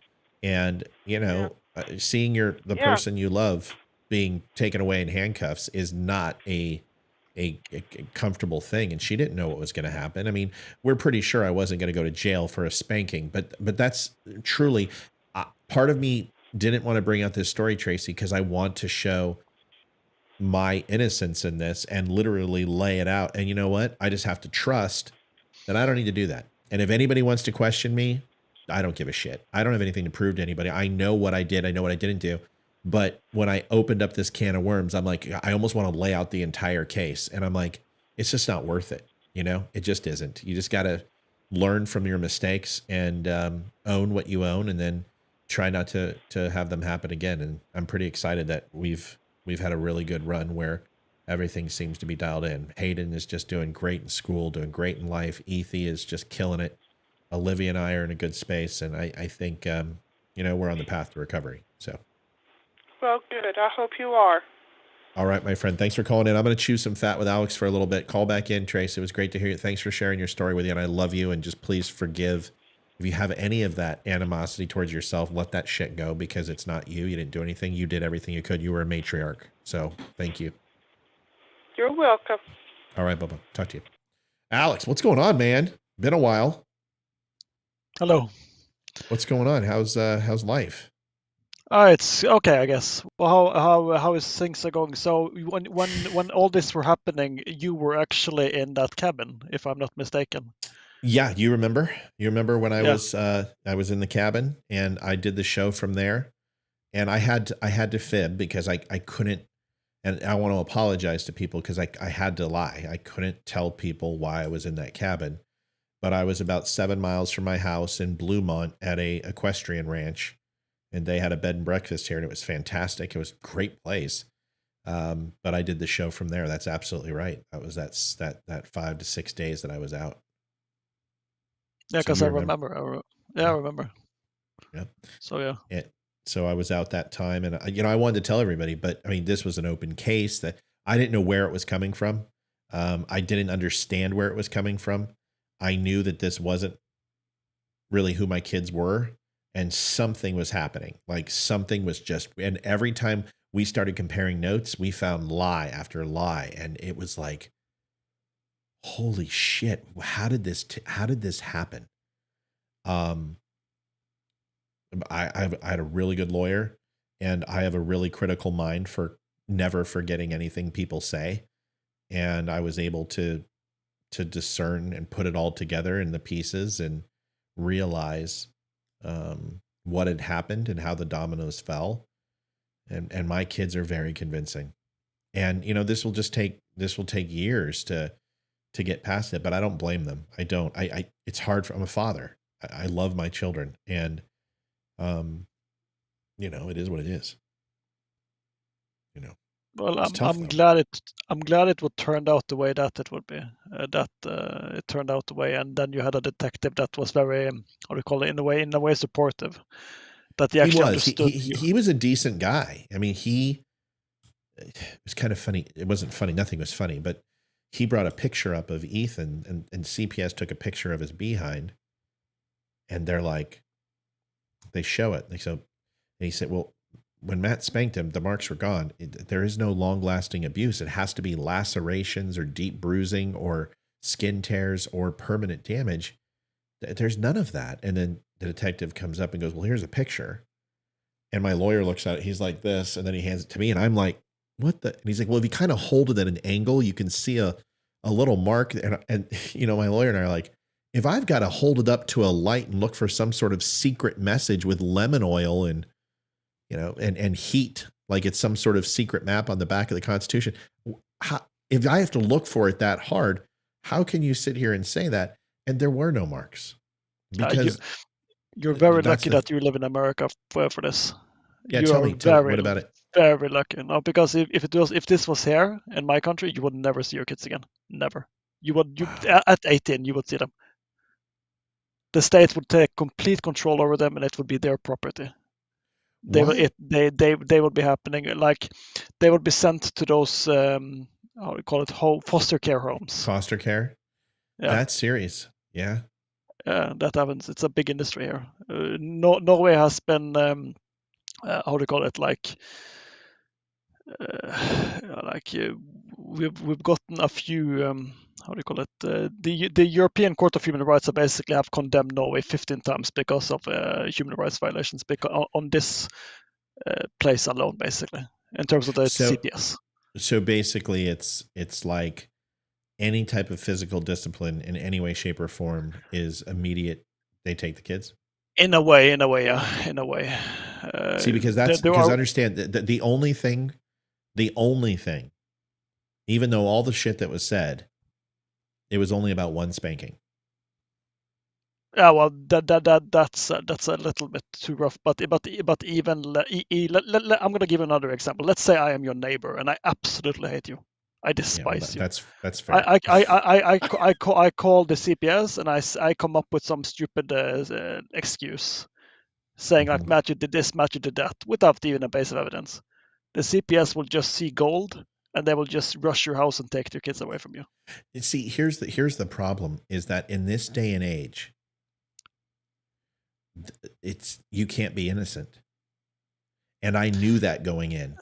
I'm like, they have a different view. Like, you're guilty until proven innocent, in a way, kind of. But here you are too. Like the way that people interacted with me, my neighbors saw me arrested, and and I'm like, see, the problem is that when you're good at something, or you can talk a certain way, or you've got a level of arrogance about you, which I do, when people look at you, they may go, well, of course, of course the other shoe had to drop because, Matt's perfect or whatever. I believe there's a lot of animosity towards that. The people involved knew my show. We're a small town. They know, and people know me. I go out and I get it all the time. And I spoke out against CPS before. I've spoke out against the school boards. I've spoke out against the county. I've done shows on this stuff. I mean, I had Brandon Michon on my show, for God's sake. And I'm not saying that, and I will still not get into personal things where I feel where they were wrong or right, because ultimately I own a big portion of that. The yelling was absolutely my ownership. And I immediately ate humble pie on that. And I don't care whether it was medically impacted. It was me. And it's something that was inherent inside of me. But I was not going to sit here and even fucking remotely allow anyone to say that I was abusive to my children. Because that is a flagrant mischaracterization and blatant lie. And my whole thought was prove it. And good luck, because it's not true. And that was my biggest thing. So, man, it is what it is. I wanted to share it, but the yelling was, but Christine, you got to understand, we live in a valley.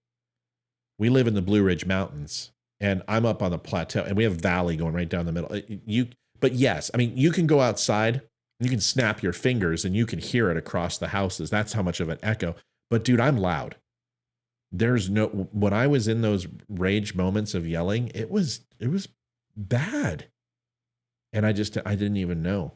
So what are you going to do about it? Is it therapy, or is it just change of medications, or what do you need to seek help for? No, I became aware of it. So I just stopped. I didn't know I was doing it. Like it was a gradual increase of stress, and then it just became normal. And it's how I reacted. And then I would go, I'm sorry. I don't know why I acted that way. And then the next time I would just lose, and I don't know why I was losing it. It just, the medicine completely, I was reading it, and I started looking things up, and I was like, looking up, why did my son have red marks on his butt? What's going on? What happened? Why would they remain there for enough to take a picture? Because I don't spank them for pain. I just never did that. It was just more of the whole, you're going to get your spanking, bend over, 1, 2, 3, 4, get up, go take a shower, get your ass in bed, go to sleep. That was it. And, so I was looking for the, why was it so red? And it's because of dermatographia. And then I read what it is, and I'm like, holy shit, I've got it. And I could show you, you would be like, no fucking way, Matt.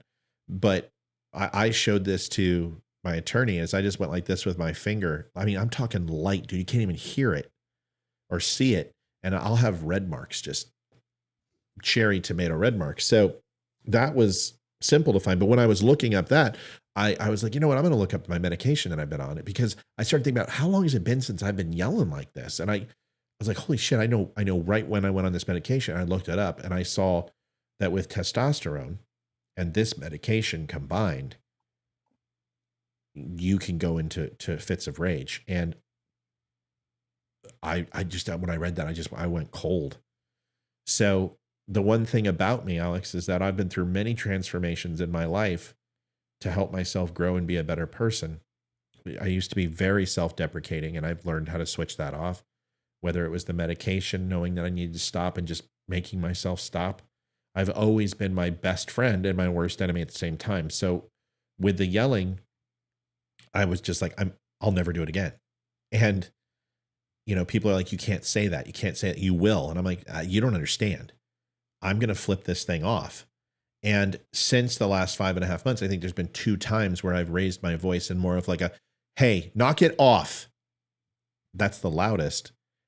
And nobody considers that yelling. But I'm like, I'm sorry. Hold on. Let me take a breath. And now I control it because I'm aware of it. But I wasn't aware of it at all. That's it. So it's been a very, very long 5 months, and I am ready I or hope they don't respite. come back, the CPS. I They hope won't. they stay out. Well, they won't, because there's no reason to come back. There was never a reason to be here to begin with, except for the yelling. Okay. But see, that's the thing, Alex. There was never any. It was all allegation. It was all. I can't get into it. I can just tell you that my children. No. You don't go into it. They wrote a fantastic story that was very convincing, and then completely retracted it. And once CPS saw that, where they're like, oh my gosh, we have some doubts now because we're seeing the family work together. We're seeing how the parents are. This doesn't make sense. This doesn't jive. Something's wrong. So they saw it. They saw that the things that were said were horribly exaggerated. So,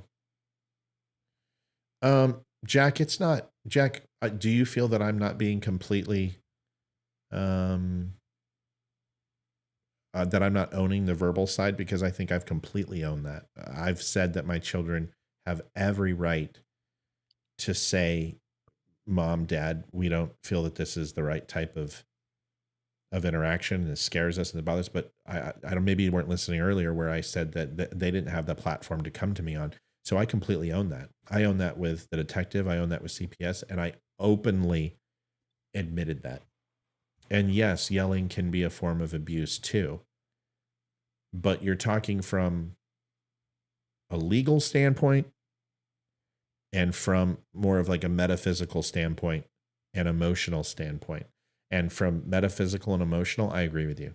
It's damaging. I'm not proud of any of that. And although it wasn't every day, it doesn't matter. It was enough where it made an impact. And all I can say is I'm human. But no, I'm not saying that verbal is an abuse, but what I'm trying to draw lines of delineation is one of them is illegal, physical abuse, and verbal is not. And that's what I'm trying to say, is that even though it's wrong and even though it needed to be addressed, and I completely 100% have addressed it, the legal ramification of that is people yell, people get upset.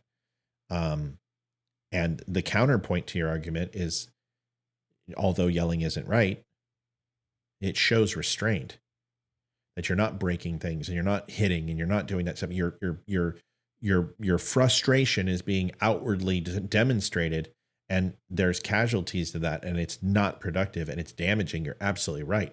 But it's very different than from the letter of the law. Not, that's my only distinction that I'm trying to make. I'm not saying that it's any more good or bad. It's just is what it is. Well, that's pretty much it, man. Anything else you got? Because your insight's always good, Alex. I was very intrigued, not intrigued, but I was very touched by your story. I was listening, like I was very focused listening to your story. I didn't know that this was going on when you were at that cabin. So it really kind of hit me hard listening to the story. Well, I think the one thing, mental health is extremely important to me. And when you don't see it, it's crazy, but people were never going to tell me, ever, and because they couldn't. I wasn't open to it. I wasn't. I would always go, yeah, I know. It's not going to happen again. And I would yell. And it's not, you just don't know you're doing it sometimes. And it's not an excuse. It's a matter of, it doesn't matter. And then, and then you couple that with a spanking, and it's serious, right? Because if you got a guy who's yelling and screaming and shit like that, and then all of a sudden breaks out of a belt, how can he separate the two? Well, because when I was voicing my frustration, it wasn't to hurt. It was so I wouldn't let it take control of me. I had to get it out, and I would let things completely boil over to it. And now listen, there's not a bunch of innocence here where it's like my kid walks down the stairs and they're like, good morning. And I'm like, God, fuck you. Fuck. Dude, that's not what I'm saying. I'm talking lose my job. Wife comes in, don't want to live in Houston or don't want to live in Virginia. I hate this house. I hate it here. I want to go back to Houston. And I'm like, okay, we've got to continue to try to move on. We got to try to figure this out. We got to, and then did you So your wife wants to return to Texas? No. But then this is this was some of the arguments and some of the things that would happen. And then then it'd be like, okay, well, did you balance the book? No. Well, we're negative $7,000 in the book. How did that happen? Okay. I don't know. I didn't look. Well, what do you mean you didn't look? Well, I just didn't. But honey, this is like the 300th time this has happened in our lives. And I can't keep bailing us out like this. You have to. This was the agreement. I go work, I go make the bacon, you stay home, you raise the kids. That's what you wanted. And then it would turn into this huge fight and it got worse and worse. And that is what happened. So it's not like it was just like I'm walking around and I'm pull the pin on the grenade all day. It was, I could not capacitate and hold my stress without vocalizing it. And I couldn't process it. I had to externalize my stress. And that's never been me. I've always been very good at compartmentalizing my emotions. I had no control of it. Just none. I couldn't. So I would vocalize. And that was it. If that makes sense to everybody. I can see what you mean. Yeah. So it just, people fight, people argue. Every relationship has arguments, but it's extremely important to understand. It's like, it wasn't, kids would go into CVS and steal candy and take their mom's credit card and go and ring it up and then take 300-400 pieces of candy into their bedroom and eat it without brushing their teeth at night and leave their room with bowls of food in there. And you're like, as a dad, you're like, what are you doing? Why are you doing this? And then lies and stealing. And it's not perfect. And that's why I don't want to defend. And people are like, oh, Matt just flew off the handle with no reason. No, but I don't also want to hurt my children and say, the things that they did, which weren't really good either. So it's just very complex. Exactly. Yeah. It's a very difficult situation because I don't have kids and I would never want to be in the situation that you are in or people that in my country are in with the CPS here. It's a situation I could never dream of being in, and I'm very glad it turned out good for you and your family. Yeah, it just took a lot of faith.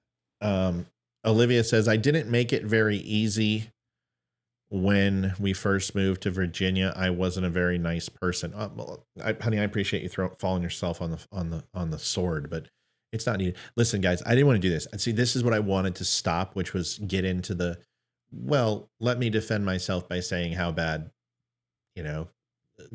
other people could be, because ultimately it doesn't fucking matter. It comes down to, I love my family, and family is complicated and it's hard sometimes. But there was one person who was vocalizing and allowing it to get to a point that it was impacting everybody. And that was me. So that's it. There it is. All right. Liv, if you're listening, we have one of our fireplace friends running around here on my mic, and he's right here. So I don't know if everyone can see that, but we live in the woods, and I've got a pine beetle or a stink bug or whatever you want to call him. He's crawling on my mic, and I have no idea where he came from. Can you see this? No, I can't. Hold on. It's kind of weird. I'm sitting here looking at it. I'm like, what in the name of God is that? You see that right up here? I don't know. He's crawling. Yeah, I see it now. I need a toilet paper to grab him. All right. Well, listen, please. Thanks. I want him out of here. He's gross. I mean, they're everywhere, dude. They get infested in the firewood, and then they multiply like insane. Yeah. And anyway, how are you doing? How's life? How are you feeling? What's new with you? You look great, by the way, man. You look fantastic. Thank you. No, everything's fine. By the way, I wanted to ask you a question. Yeah.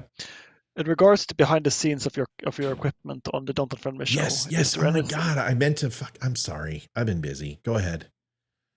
No, it's just I would like to see what equipment you're using. That's all. Yeah, let's do that. We can do that right now. So, I meant to send you an email, but it's like I said. Yeah, you can write it. You can get my email. I can give you my email on the Messenger app. Let's do that. But I'm gonna bring in this real quick, and then you'll be able to see it. So, let's do that, and let's do that, and then let's bring you in. Hold on. Nope.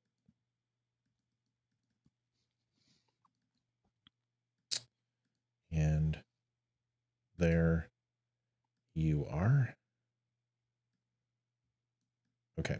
And then I will bring in this window here, and then we'll change the back. Boom.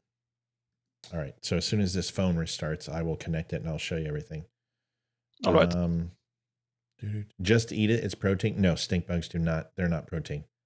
They fucking taste like shit. Eat the bugs. Eat the bugs. Dude, I'll eat any bug. I don't care. I'll eat anything. I have an iron gut, but I will not eat a stink bug. That's what Klaus Schwab wants you to do. Yeah, he can. I prefer beef. I prefer beef, not bugs. Yeah, me neither. Me neither. All right, let's see if I can get this to connect. And then, oh shit, I just disconnected. Damn it. Hold on. You can do it later if you want to. That's not a problem. Just let me write it all down. I just got to write it all down, and you got to remind me and hold me to it because I completely freaking spaced it like a jackass. It's just it's been super busy. I hope you don't think I'm shrugging you off because I swear to God. No, it's fine. Don't worry about it. But yeah, I'll write down everything I have, and that way you can kind of see it, and you know what you need. It's a lot, but there's some decent solutions out there that I can recommend to you, so you're not spending too much. Yeah, and anything you can share. Did you hear what I talked about? Oh, yeah. Are you okay? We'll talk about it later. Okay, give me 5 minutes. I'm coming right now. Give me 30 seconds. I'll be right there. Take care. Right. Take care, Matthew. All right. Happy Listen, New Year, talk to you soon. Yeah, man. I'll talk to you soon. I'll get you an email. I promise. All right. Veteran Crisis Hotline, 1-800-273-8255. Press 1. 22 veterans commit suicide a day. Folks, please do me a favor. Reach out to a veteran. If you recognize traumatic brain injury, anxiety, depression, all of that, do me a favor. All you have to do is supply that number, and they will help them find the solutions that they need. It starts with conversation, and it's available 24 hours, 7 days a week. You can hit 988 and then press 1, and you'll be immediately connected to the Veteran Crisis Hotline. It is free of charge, and it will never impact your duty station. If you are a civilian, you can also call, and they will also take care of you. Folks, do me a favor. Stop by the Don't Unfriend Me store if you haven't had a chance. Thanks for staying on with me tonight. We had quite a few on. I do appreciate it. And thank you, everybody, for being so supportive. Life is a lesson, and you just gotta, get better. That's what it's all about. That's it. Jack, I don't think I misspoke. Sorry, I don't know what you're talking about, man. I don't think I misspoke. I think I've owned it the entire time. Go back and listen to the show. Let me know if I didn't own it. All right, everybody. I will talk to you next time. God bless and have a good night.